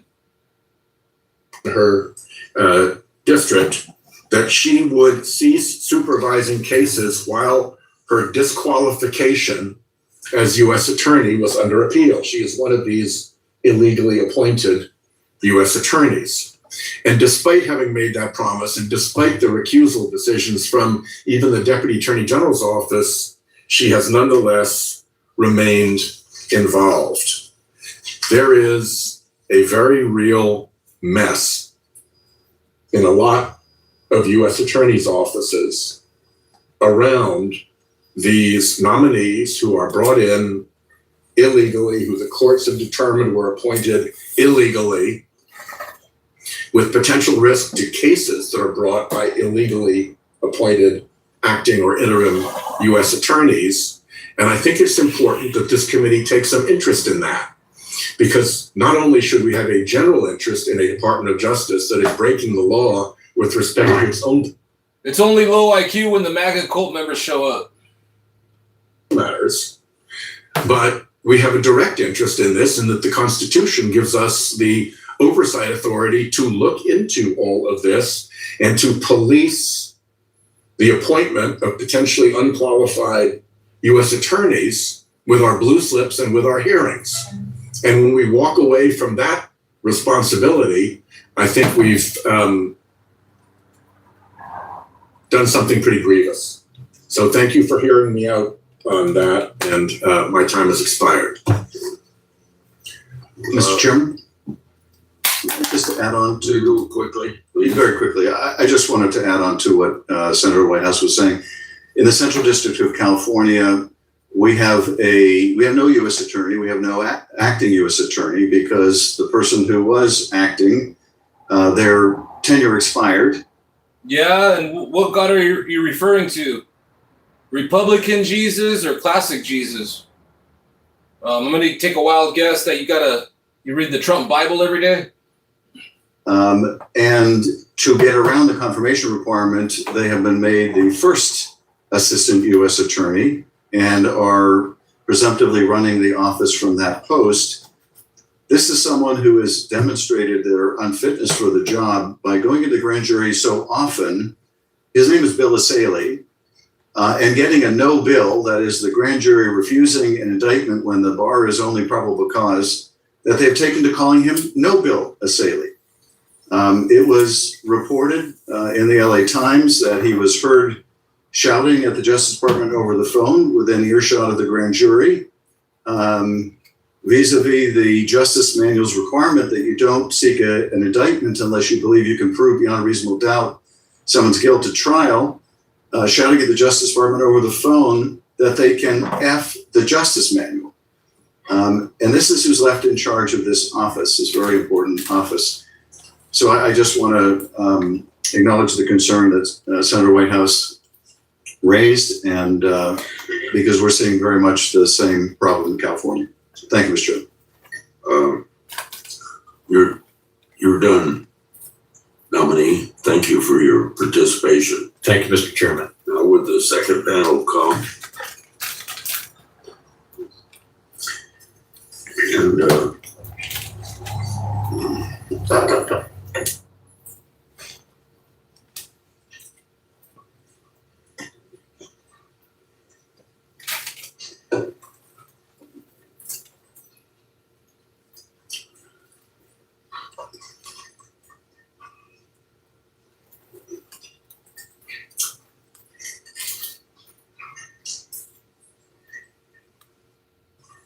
I would now like to administer oath. Do you swear that the testimony you're about to give before this committee will be the truth, the whole truth, and nothing but the truth, so help you God? Everybody has responded positively. Please sit down, and we'll start with you, Ms. Calmero. You can, all of you can introduce, say whatever you want to, introduce family and friends, and make your statement, and then we'll go to questions. So you're going to start, yes. Okay. Thank you, Chairman Grassley and Ranking Member Durbin, for scheduling this hearing, and to all the members of this committee for considering my nomination. I would first like to thank President Trump for the honor of this nomination. This is the greatest honor of my professional career, and I'm humbled by the trust and confidence he has placed in me. I'm also grateful to Senators Cornyn and Cruz for their generous introductions, their support of my nomination, and all they do for the great state of Texas. I would also like to introduce my family who's traveled here today from Texas to support me. First, my wonderful husband, Jeff, is here today with my two sons. I want to thank my husband for his unwavering support and encouragement to me during our marriage. He is the best role model my boys could have and will always be the best lawyer in our family. My 2 boys have been good sports during this whole process, so thank you, sons. They are a constant reminder that even as I sit here today, the most important role I ever expect to have in this world is being their mom. I'm also joined today by my parents, sister, my brother and his family, and my mother-in-law. I have another sister back home in San Antonio who is watching with her family. I lack the time to properly thank them for all they have done today, for their love and support, but I'm truly grateful for everything that they have done in my life to help me reach this moment. Additionally, I'm joined today by dear friends from college and law school, professional colleagues from the Texas Attorney General's Office and the Texas Governor's Office. Judge David Morales from the Southern District of Texas is here today. He is a former colleague and mentor of mine from the Texas Attorney General's Office, and I am blessed to have had the friendship and support of all of these individuals throughout my career. I would especially like to thank Judge Alan Joe Fish, for whom I clerked for right out of law school. He has been a great role model for me and taught me that the judicial role demands independence and a steadfast commitment to the Constitution and the rule of law.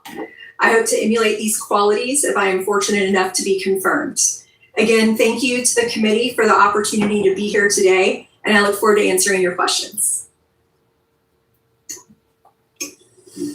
Good morning. Thank you, Mr. Chairman, Ranking Member Durbin, and to the entire committee for inviting me to be here today.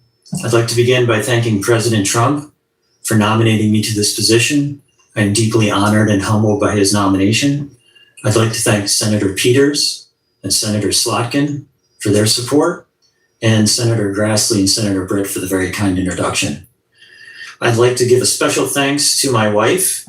We first met as lab partners in freshman year high school biology class, and it's not an exaggeration to say she's been my partner in life ever since.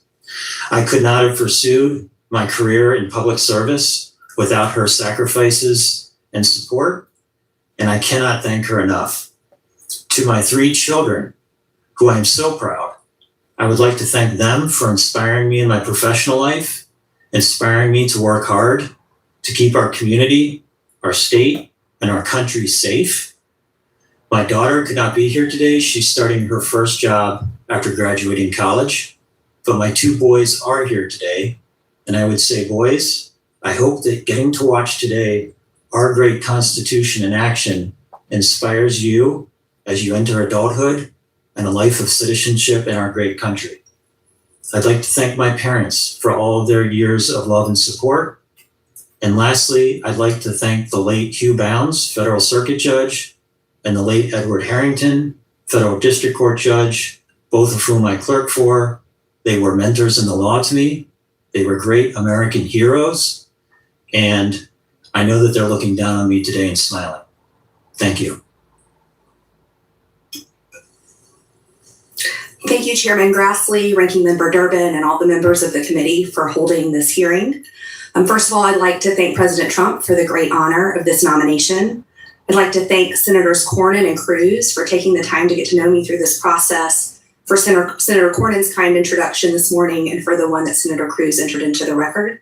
I'd also like to take a special personal thanks to Senator Britt.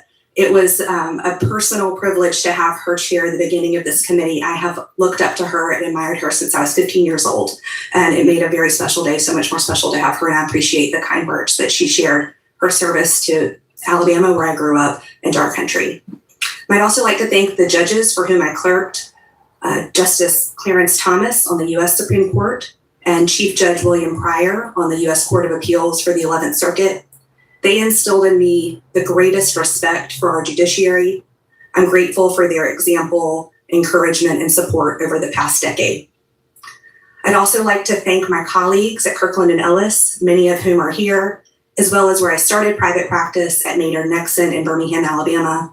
They showed me what it means to be excellent in this profession, and I sincerely appreciate their support. I'd also like to introduce some people who are here with me today.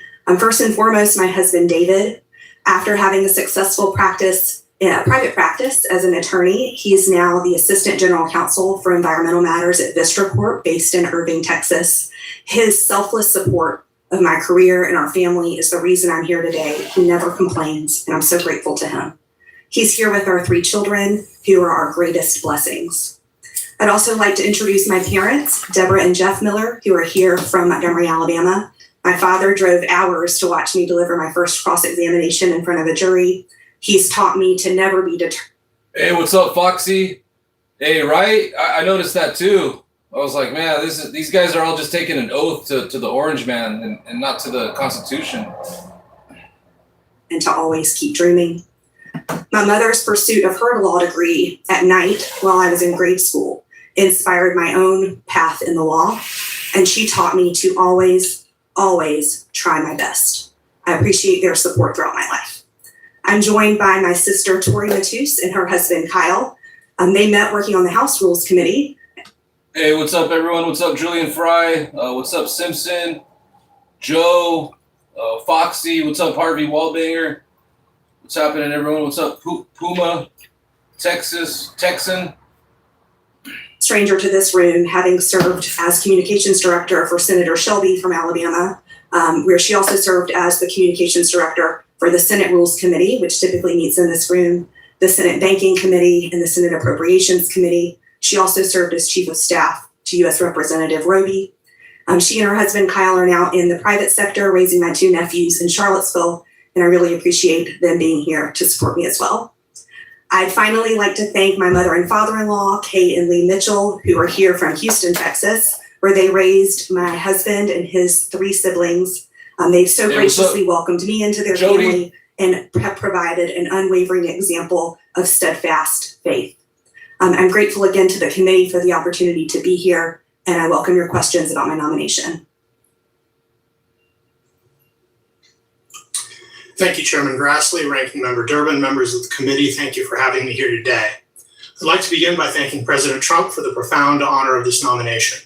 I'd also like to thank Senator McCormick for his kind introduction this morning and for recommending me to the President. I'd also like to thank both Senator McCormick and Senator Fetterman for their support throughout. Yeah, all these judges probably have a big portrait of Trump in their living room. Process. It would be impossible to thank everybody who's made this day possible for me, so I'm just going to thank my parents who are watching at home, and my in-laws who are also thanking at home, or also watching at home. I'd also like to thank my colleagues that have supported me throughout my career, friends, mentors, first and foremost among them, the Honorable Anthony J. Trenga, for whom I was fortunate to clerk. Judge Trenga was an amazing mentor and teacher, and he really drove home the importance of inspiring confidence in the legal system at every turn. If I'm fortunate enough to be confirmed, I would bring that lesson with me to the bench. I've also had the benefit of amazing mentors as a young lawyer at Cleary Gottlieb, to have learned from colleagues, the Department of Justice and in law enforcement, and to have had the support of my partners at Faegre Drinker, which has allowed me to have a practice where I've represented both large organizations and individuals facing serious legal challenges. Thank you all, you know who you are. Finally, and most importantly, I'd like to thank my family who are here in the gallery. Our 2 children are here today, along with my wife, Claire, who's been my rock since college. She's a former federal prosecutor as well, who shares my commitment to public service and to the rule of law, and I'm blessed to have her by my side today and every day. If I'm fortunate enough to be confirmed, it would be the honor of a lifetime to give back to my country and to our community, which have given so much to me and to my family by devoting my life to public service, upholding the rule of law, and inspiring confidence in our legal system. Thank you, and I look forward to your questions. Okay. I'm going to start with you, Mr. Pozozo. I'm the author of the False Claims Act. It's brought $85 billion back into the taxpayers. The Supreme Court has long upheld the law's constitutionality, but some lower courts have ignored precedent and gotten it wrong. I hope I can count on you to study the history of the False Claims Act, what it's done, its intent, and its precedents with respect to everything good about this legislation. Absolutely, Senator, and thank you for the question. In private practice, I've certainly defended clients in False Claims Act litigation, but in my career, I've also served as a federal fraud prosecutor. I'm very well aware of the challenges that this country faces from fraud and abuse, and the important role that whistleblowers and others play in helping achieve justice and protect taxpayers from fraud. Notably, in one of my main cases at the Department of Justice, I was part of a team that achieved recovery. This guy's literally describing Trump right here. Trump's all the fraud and he goes after all the whistleblowers. $500 million for American taxpayers. I'm very proud of that work, and if I'm fortunate enough to be confirmed, I would apply the False Claims Act equally, fully, and fairly to all who come before me. Thank you. Mr. Colomero, I have a question for you. You've held numerous leadership positions in both the Texas Attorney General's office and the governor's office. You've even served as the state's provisional attorney general. In those roles, you've managed many attorneys and overseen hundreds of cases involving the United States. What have you learned from your public service and leadership in Texas that best prepares you for the federal bench? Yes, Senator. I have spent the majority of my career serving the public. I've had the privilege to serve in the Texas Attorney General's office, representing the interests of the people of Texas, as well as defending the laws passed by our legislature, no matter their political valence. That experience has really shown me a variety of different legal issues that I expect I will see in the federal courts if I am fortunate enough to be confirmed. And it has also helped me hone my legal skills in the courtroom as well. Adherence to the rule of law has been a centerpiece of my practice in that role. Additionally, I've also had the opportunity to serve in the executive branch as a legal advisor. I've advised the state's chief executive officer, and I've also advised his executive branch agencies on the. Oh, what up, everyone? I just wanted to give a quick update on the pool. But so far, the hearing's been pretty fun to watch with YouTubeville. We got a half hour left. But so far in the poll, out of 1,000 votes, the question is Donald Trump the most corrupt president of all time? And the verdict is, American people say that Donald Trump is the most corrupt president of all time. So there's another L for the MAGA cults. The people have spoken. Thanks for everyone that voted. And please hit the like button. Thank you. Of statutes. That role has given me great exposure to the legislative process and has taught me that the text is what survives after bicameralism and presentment. And that experience has really shaped how I view statutory interpretation. I think two principles will help me as I ascend into a different role, and that is adherence to the rule of law and just a strengthening commitment in my continued desire to serve the public. If I am fortunate enough to be confirmed, I will commit to hear and handle all cases before me in a fair and impartial way. Thank you.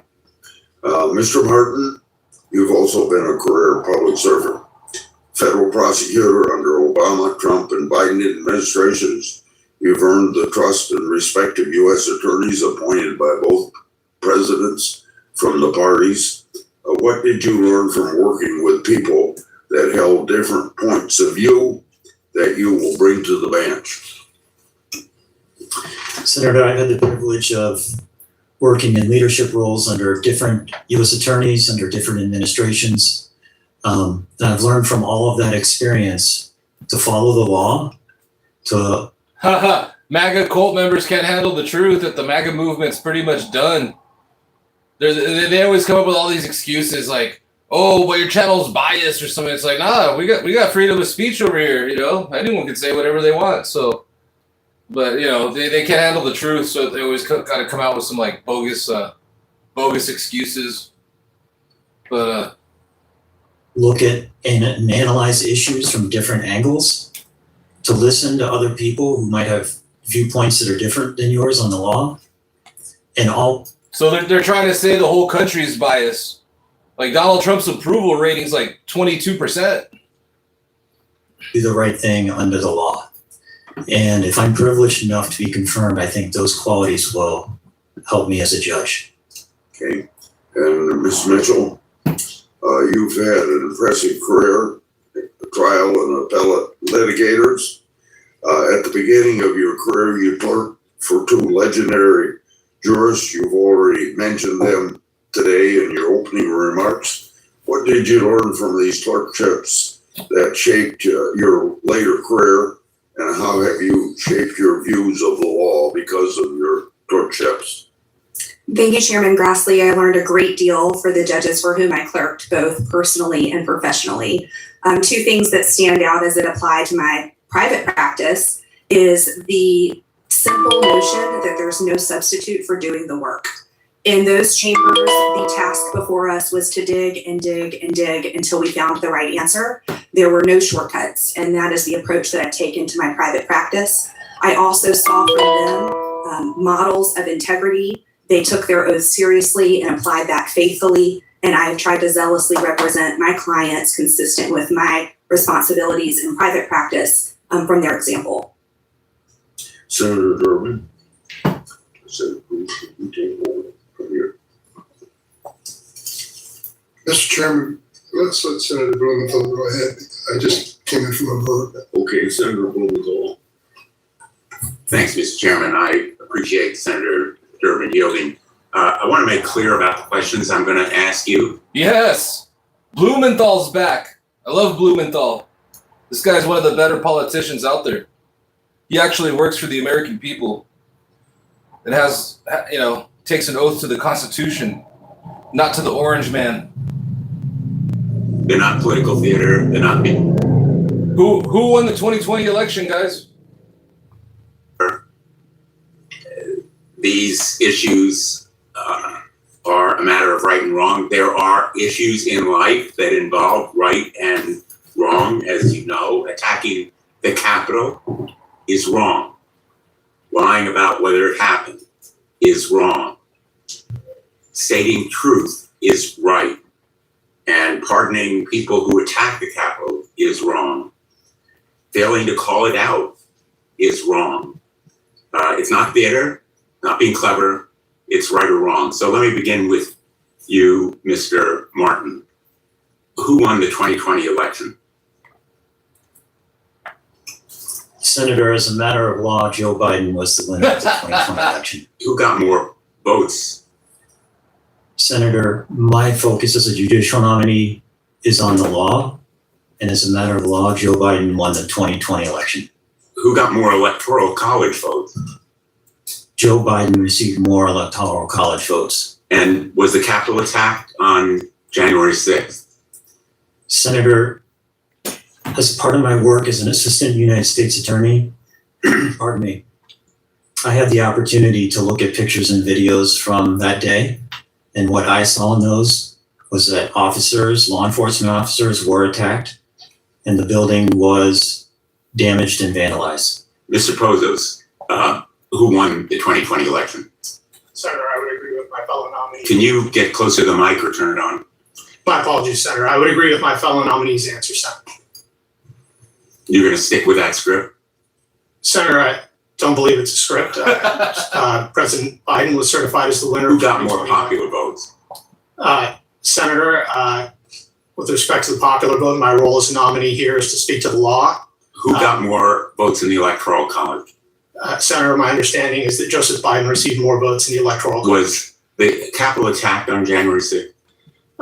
Senator, I've certainly seen videos relating to what occurred at the Capitol on that date. From what I saw, it appeared that there was violence and trespass, as my fellow nominee said. It's profoundly troubling, and I implore. So the Capitol was attacked? Senator, I would hesitate to characterize what you occurred. Hesitate to tell the truth here, Ms. Colomero. Who won the 2020 election? Senator, as a matter of law, Joe Biden won the 2020 election. Who got more votes in the popular election? Senator, similar to my fellow nominees, I'm here also to speak about the law. And as a matter of law, Joe Biden won the 2020 election. As a matter of law? Yes, Senator. Who won more votes? Well, Joe Biden received more electoral votes. Who won more votes in the election Senator, among the American people? As a matter of law, Joe Biden won the 2020 election. Was the Capitol attacked on January 6th? Senator, like my other nominees, I have seen videos. Like your other nominees, you're going to adopt the script, the new script, the new hedge, the new White House, pre-negotiated. Yeah, for J.D. Vance, though, I think he's like controlled by Palantir, like that Peter Thiel guy. Like JD Vance is that guy's puppet. Mr. Martin, let me ask you, why is it a matter of law?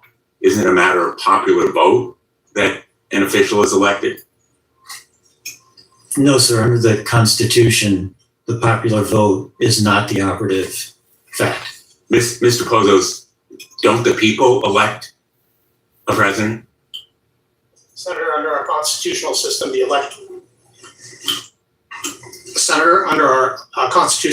Electoral College elects the president. Let me just be absolutely clear. You have a new script, a new pre-negotiated effort to thread the needle, avoid the question, because the president refuses to acknowledge that he lost. He declines to accept the truth that he lost the 2020 election. You are protecting the lie by failing to acknowledge the truth, and it all goes to your independence. If you're unwilling to show us that you're independent of the president at this early stage of your service, you disqualify yourself as judicial nominee. And the president's still trying to prove he won, sending officials to Georgia, trying to concoct evidence. If he were not putting his thumb on the truth, you'd be willing to state it here, and you are putting loyalty to him above fidelity to the law and the Constitution. The law doesn't dictate the results of an election. The people do. Thank you, Mr. President, Mr. Chairman. Hey, what's up, Amber Leslie? What's up, K-Sauce? What's up, Pick and Grin? Julian Fry? Susan? P Sweet? Kevin? What up, everyone? Yeah, just checking out this hearing on a fine Saturday afternoon. Hope you're all having a good weekend so far. Yeah, we got about 20 minutes left to go. See how it goes. Thank you, Senator Kennedy. Thank you, Mr. Chairman. Oh Lord. Here comes Senator Kennedy again with all his bogus, with all his word salad. All right, guys, get out your favorite dressing because Senator Kennedy's about to give us some word salad right here. Are any of you going to be dependent upon President Trump or any president as a federal district court judge? No, Senator. No, Senator. Okay. Or before you render a decision, are any of you going to pick up the phone and call the president of the United States and ask him or her how you ought to rule? No, Senator. No, Senator. No, Senator. Okay. All right. Mr. Martin, tell me about Section 230 of the Communications Decency Act and the internet, social media. Senator, I have not come across Section 230 of the Communications Act during the course of my career as a prosecutor. I can't comment on it. What is your career as a human being? You haven't heard any references to Section 230 and immunity for members for social media companies? No, sir, I have not. Okay. All right. How about you, Mr. Pozos? Am I saying that right? You are, Senator. How about you, sir? Senator, my understanding generally, while I haven't practiced in this area, is that it affords a level of protection to internet service providers that publish content of other parties. It says if I post on Facebook and I defame somebody, Facebook is not at fault, right? Senator, I have a very rough understanding, which is consistent with what you've expressed. Is that a yes? Yes, Senator, subject to the caveat that I am certainly not an expert in. Well, what if, and that seems fair to you, doesn't it? I mean, thousands, hundreds of thousands, a million, millions, squillions of people post on Facebook and they offer their opinion, right? Senator, I think that the approach that was I'm not trying to trick you, Counselor. No, Senator, I'm trying to articulate that my understanding is that when Congress enacted that provision of the law, it was trying to balance the interests of fostering speech through the internet with the potentially chilling effect of liability. I understand, Senator, that there is a debate ongoing about the appropriate scope of those. Counselor, I love you, man, like a taco, but you're using up all my time here. Do you think? She just said, I love you like a taco. What the hell? Sense to you? Senator, I think that it is an approach that could be rationally achieved by Congress, and Congress could, if it chose to take a different approach, likely do so as well. Do you think it was a good idea? Senator, I think that as a matter of law, we have a legal system that regulates speech, and I think that it is fair, robust, and I would have no hesitation. Let me put it this way, Counselor. Yes. You're sounding an awful lot like a lawyer. It seems to me it's fair to say Facebook can't be responsible for the content of what all the people who use it post. Okay? Fair? I'm willing to say it is. But does it make a difference if Facebook picks and chooses what I see? Doesn't that seem like putting your thumb on the scale? It would certainly be favorable, it would seem, Senator, yes. What does that mean? It would afford additional protection beyond what may exist at law independently. For example, Senator, if somebody is curating speech. Counselor, I have no idea what you're talking about. No offense. You're better off here just answering the questions. You really are. Ms. Mitchell, tell me about the qualified immunity doctrine. The qualified immunity doctrine is one that protects officers who are in executing their duties are reasonable or have a reasonable basis for the actions that they're taken. And it typically is something that courts decide at the outset to protect those officers from liability. Okay. So if somebody runs from a cop, the cop doesn't feel threatened, he just can't, he doesn't think he can catch the guy and he shoots him in the back. Is he immune from liability? I guess I'll give Senator Kennedy that. He is quite a funny character. Senator, I'd like to engage on this hypothetical, but because it's a fact pattern that may come before me if I'm confirmed. Come on, Counselor.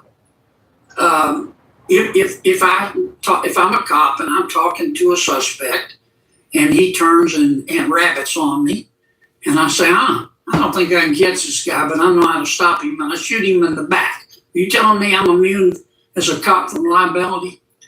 What I can tell you is the legal test, Senator, for qualified immunity, which is whether there was an objective basis. Does it apply in a criminal case? It's a apply in a criminal case, does it? No, Senator, these are typically in 1983 actions. So I can't shoot him in the back, right? Again, I don't want to comment on a specific fact pattern. I principally have practiced in civil law and haven't encountered that specific fact pattern, but I would look at the developed body of precedent on qualified immunity and ask the question that I understand the Supreme Court has settled about whether there is an objective basis for the officer's actions. Yeah, okay. I get what. Look, you're smart. I've read your resume. I just caution y'all when you go back to your friends at the White House who've gotten you ready for these hearings, don't dodge the questions. Just answer them. Okay, if you don't know, just say I don't know. I just think you're very qualified, Counselor, but I can't believe you dodge on the question. Can a cop shoot somebody in the back who's running away just because he doesn't think he can catch him on foot? But anyway, I'm over. Thanks, Mr. Chairman. You're a rock star. Thank you, Senator Kennedy. Some days. And I appreciate you're not asking the Texas nominees about the rule against perpetuities. I'm waiting for someone to get there. Oh my goodness, look who we got here. We got Cancun Cruz. So this guy, as soon as poop hits the fan, you know, all his constituents over there in Texas are all suffering. This guy decides to throw on and put on a Hawaiian shirt and go on a little vacation. Cancun cruise. Look at this guy. So we follow up with Kennedy with this other clown. All right, we got back-to-back clowns, guys.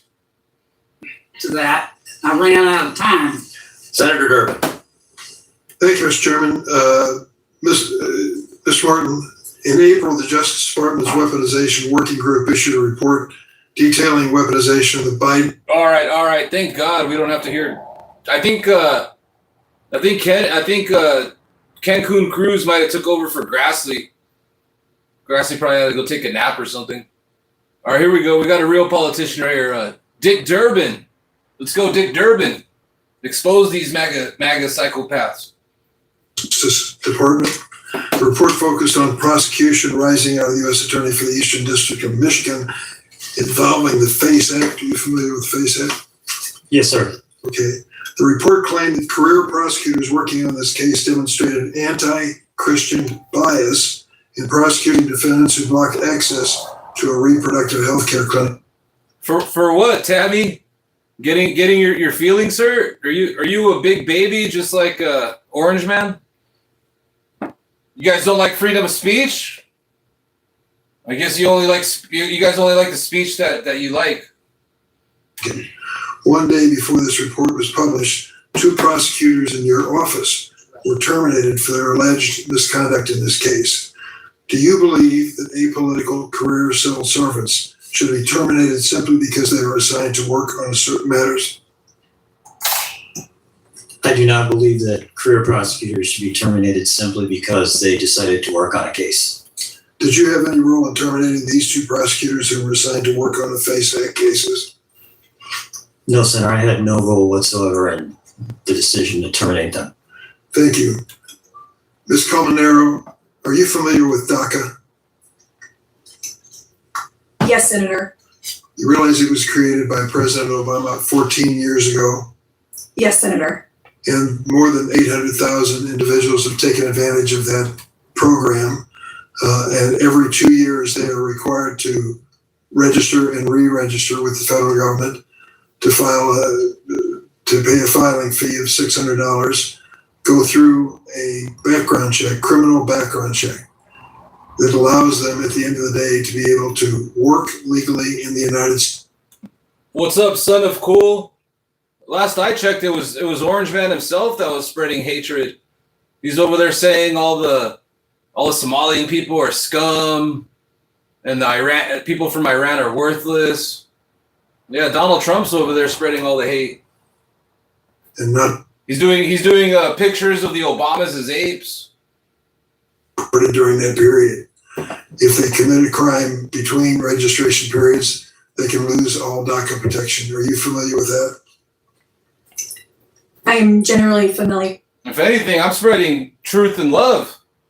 I'm over here trying to unite the country, unlike Orange Man, try to, listen to these politicians, hold them accountable, I mean, I understand there's these MAGA cultists that, they're just like suffering from some kind of Stockholm syndrome. But, at least they're seeing the truth. And I mean, in the last month alone, we've reformed 10,000 MAGAs. So everyone that's in here that never has and never will drink the Kool-Aid, pat yourselves on the back for helping spread the message, And all these MAGA cult members are jumping ship in the thousands every day, burning all their red hats and trading them in for frog costumes. The contours of what you just described. Do you know what the term relevant reliance interest means? Yes, Senator, I am. The conservative U.S. Court of Appeals for the Fifth Circuit recognized, quote, the immense reliance interest that DACA has created when it kept in place a stay for current DACA recipients. Do you agree with the Fifth Circuit? Senator, as a judicial nominee, it would be inappropriate for me to express a comment on whether or not I agree or disagree with an appellate court decision. But to the extent there was an appellate court decision that was applicable to the case in front of. Oh, all right, Tammy. Tell Cash Patel to bring me a beer. As a lower court judge, I would be duty bound to apply that precedent. Ms. Mitchell, I want to ask you a question about the Voting Rights Act. You co-authored a brief in the Shelby County versus Holder case, did you not? It was on behalf of Alabama in which you argued against the protections of the Voting Rights Act and claimed that the law undermined, quote, state sovereignty, close quote. Do you remember that? I do remember that, Senator. You also claimed that certain provisions of the Voting Rights Act were inappropriate. She does have those like crazy googly eyes. That's what a lot of those MAGA cult politicians have. It's like the 1,000-yard stare. Because they're just like, so much mental gymnastics and word salads just leaves them with like a blank stare. Because things in Alabama and the southern states had sufficiently changed since the original passage of the Voting Rights Act in 1965. Yet time and again, as soon as the Roberts Court has weakened the protections of the Voting Rights Act, we have seen southern states move to further disenfranchise black voters. Are you aware of the current controversy on redistricting and the prospect of many minority seats being eliminated? I'm not working on any of those matters, Senator, but I'm generally familiar with them.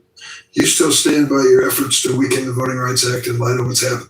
Look at Tammy over there, the typical MAGA cult member over there crashing out, saying a bunch of nonsense. It's like, hey Tammy, go watch Joe Rogan or something. Go listen to the YMCA song. You don't have to be here. I don't want to offer any of my personal views on that, but I stand by the arguments that Alabama made and that brief, which was an amicus brief concerning the constitutionality of the Section 5 pre-clearance requirement. And I believe we made good faith arguments under the law in the best interest of our client. Mr. Pozos, in 2020, you were featured in the Philadelphia Business Journal, where you were asked how the Philadelphia business community can help heal racial divisions. In part, you answered, and I quote, "Our divisions are particularly acute when our communities lose faith in the legal system. That trust is particularly fragile when the composition of law enforcement, the bench, and the bar do not reflect the communities they serve." I agree with you. Can you elaborate on the importance of diversity in the legal system? Senator, I believe it's absolutely essential that we get the best possible talent for our legal system and for the men and women of law enforcement from every possible source that we can. In my career, I've been fortunate to mentor and advise many young people considering whether to enter the legal profession from a wide range of backgrounds. And I think that amidst the competition and the market for bright young minds, we need to do a great job as a legal profession to ensure that we get to all pockets of talent wherever they may be in our country and welcome them into the legal profession so that they can help us uphold the rule of law in this profession. Basic question. Do you believe that diversity is an important and worthy goal and objective in filling vacancies in the legal profession?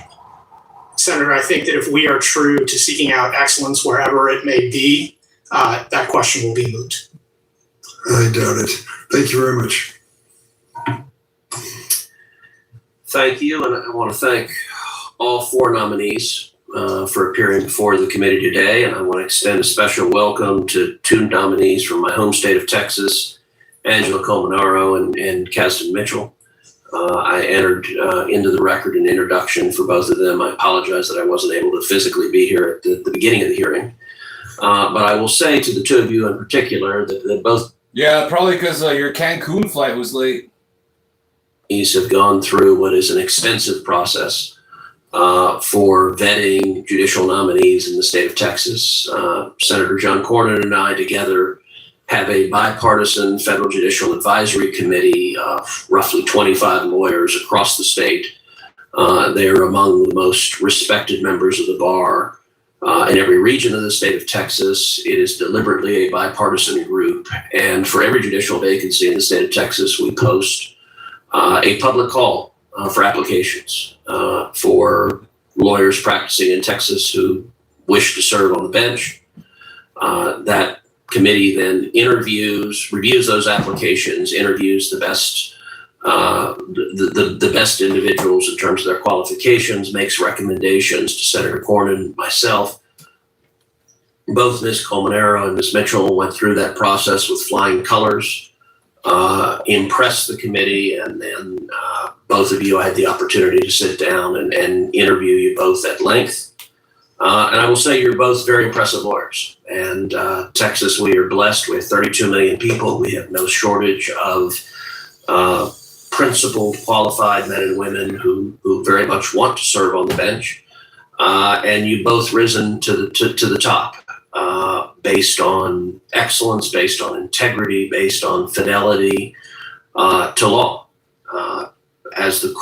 In the course of those interviews, as a practice, I don't ask any potential judicial nominee how you would rule on any pending case. That would not be an appropriate question to ask a potential nominee.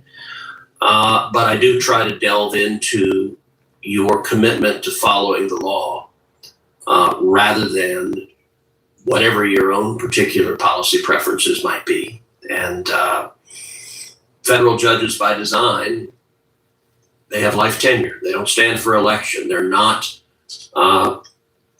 political players, and many of their decisions, particularly federal district judges, which both of you are nominated for, are never appealed. And so in many instances, if and when you're confirmed, your ruling in a particular matter will be the final disposition for the parties before you, whether in a criminal case, where you could well be responsible for someone's life or death or the entirety of their liberty, or in a civil case for enormous consequences that can play out. And so I want to thank all the nominees, but particularly the Texas nominees for your nomination. I want to give you both a chance. Ms. Colmenaro, you began your legal career by clerking for Judge Joe Fish on the District Court of the Northern District of Texas. How did that clerkship shape your understanding of the role of the federal trial judge, particularly when it comes to preparation, judicial temperament, and managing a courtroom? Yes, Senator. I was fortunate enough to clerk for Judge Fish in the Northern District of Texas. And what he showed me is that it is important for the judge to be the most prepared person in the courtroom, more prepared than the lawyers, and to know the law in all shapes and forms better than anybody.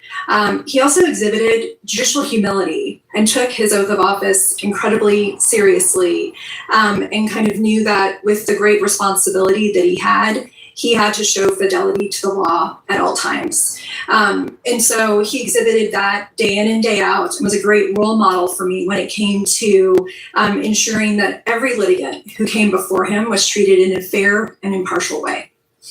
You and I also had the opportunity early in our legal career to work for Governor Greg Abbott. I worked for him when he was Attorney General. Greg Abbott, he's a dear friend. Hey, did you guys hear about that? I guess Greg Abbott had some kind of rally or something, and they brought an elephant. They brought an elephant, and the elephant took a humongous, it urinated all over the place. And when an elephant urinates, it's probably like gallons of urine. That's the MAGA politicians for you. When he's in the state capitol and he pulls on his driving gloves and is on the slick marble floors that his wheelchair can book it. And my question is, how frequently you had to run to keep? Yeah, slick marble floors from all that elephant urine. And going across the state capitol. Every single time, which is why I don't wear heels. That is wisdom. Ms. Mitchell, you clerked for Judge William Pryor of the U.S. Court of Appeals for the 11th Circuit, and later for Justice Clarence Thomas. Both of them are also dear friends of mine and extraordinary jurists. Tell this committee what you learned working for both of them.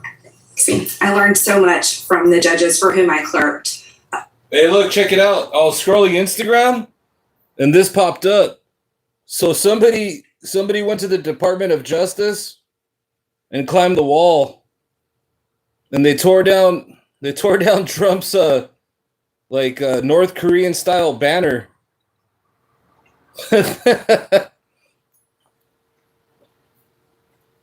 Principle that stands out as I sit here today is that the old saying that what is right is not always popular and what is popular is not always right.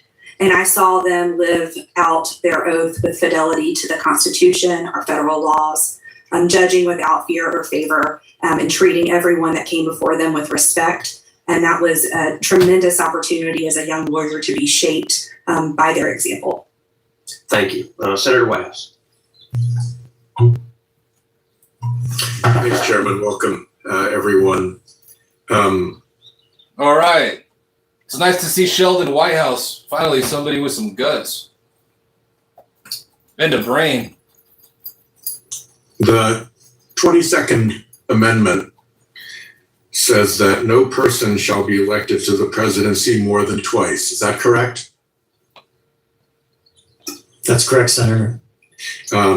Is any person exempted from that constitutional bar? No. So the current occupant, having been elected twice, is covered by the 22nd Amendment, correct? Yes, sir. Does anybody disagree? No, Senator. No, Senator. No, Senator. Thank you. I'd like to talk a little bit about fraud upon the court. First of all, would one of you care to define it for me? Senator, I can speak generally that fraud upon the court can take a number of forms. It could constitute perjury or obstruction or other means of deceiving the court. It, as a general proposition, covers fairly grave misconduct by an individual who has a duty to the court, customarily a lawyer, correct? Senator, I believe that's correct. I would also add that I've prosecuted law enforcement corruption cases involving perjury, which I would also consider to have a component of fraud upon the court generally. Yeah, but those are generally prosecuted as perjury. Fraud on the court is a kind of unique creature of its own that can be policed by the judge, really sua sponte, like contempt, correct? I believe so. I believe so, Senator, yes. Does anybody disagree with that? No, Senator. No, Senator. No, Senator. And is it true that if a fraud upon the court has been committed in a particular case, that the judge has all of the sanctions available to them in the case that are provided by Rule 11 or the general contempt power of the court? Is that correct also? Yes, Senator. Yes, Senator. Yes, Senator. Yes. And in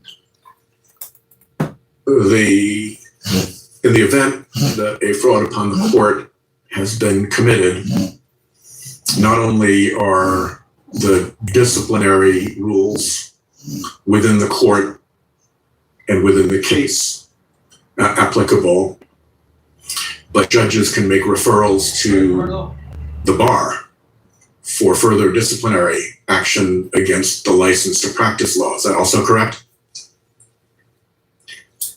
I believe so, Senator. I don't have any personal experience in this area. Well, that's good. I believe that it's correct too, Senator. Yeah. And ultimately, as you suggested, Mr. Pozos, referrals for criminal conduct along the lines of obstruction or fraud or perjury can also be made, correct? Yes, Senator. The cases that I involved did not involve referrals, but that is something that a judge might do. Either way, do you all agree that fraud upon the court is a very, very serious matter? Yes, Senator. Yes, Senator. Yes. Yes, Senator. I agree. Very well. Thank you very much. Thank you. I'd like to enter into the record a letter supporting Ms. Mitchell's nomination from 43 former law clerks of Judge William Pryor. They endorsed Ms. Mitchell stating, quote, "If confirmed, we know that Kasdan will ensure that all litigants who appear before her know that their argument has been heard and considered with the utmost care and respect. As she has done in every chapter of her life, Kasdan will demand excellence of herself in this role too," end quote. Without objection, we'll enter the letter into the record. I want to thank each of the nominees for your testimony today. Written questions for the record may be submitted until June 17th at 5 p.m. And with that, the hearing All right, so that's the end of the that hearing, guys. We made it through. Hey, thanks for everyone that kicked back and shared your opinions and watched the hearing with me. Appreciate it. But yeah, I hope you're all having a good weekend. But yeah, Julian Fry, I'll catch you later. Later, everyone in the chat. Hey, what up, Steve-O? I just saw you right now. But yeah, thanks for everyone that voted. So it looks like out of almost 1,500 votes, 58% of the people say that Donald Trump's the most corrupt president of all time. So it makes sense. The people have spoken. So that's pretty much how the blue wave's gonna go this November. Anyways, what up, Harvey Wallbanger? All right, you guys. I'm gonna go walk my dog, get my step on, get some dinner, and I'll catch you guys all later. All right, peace out.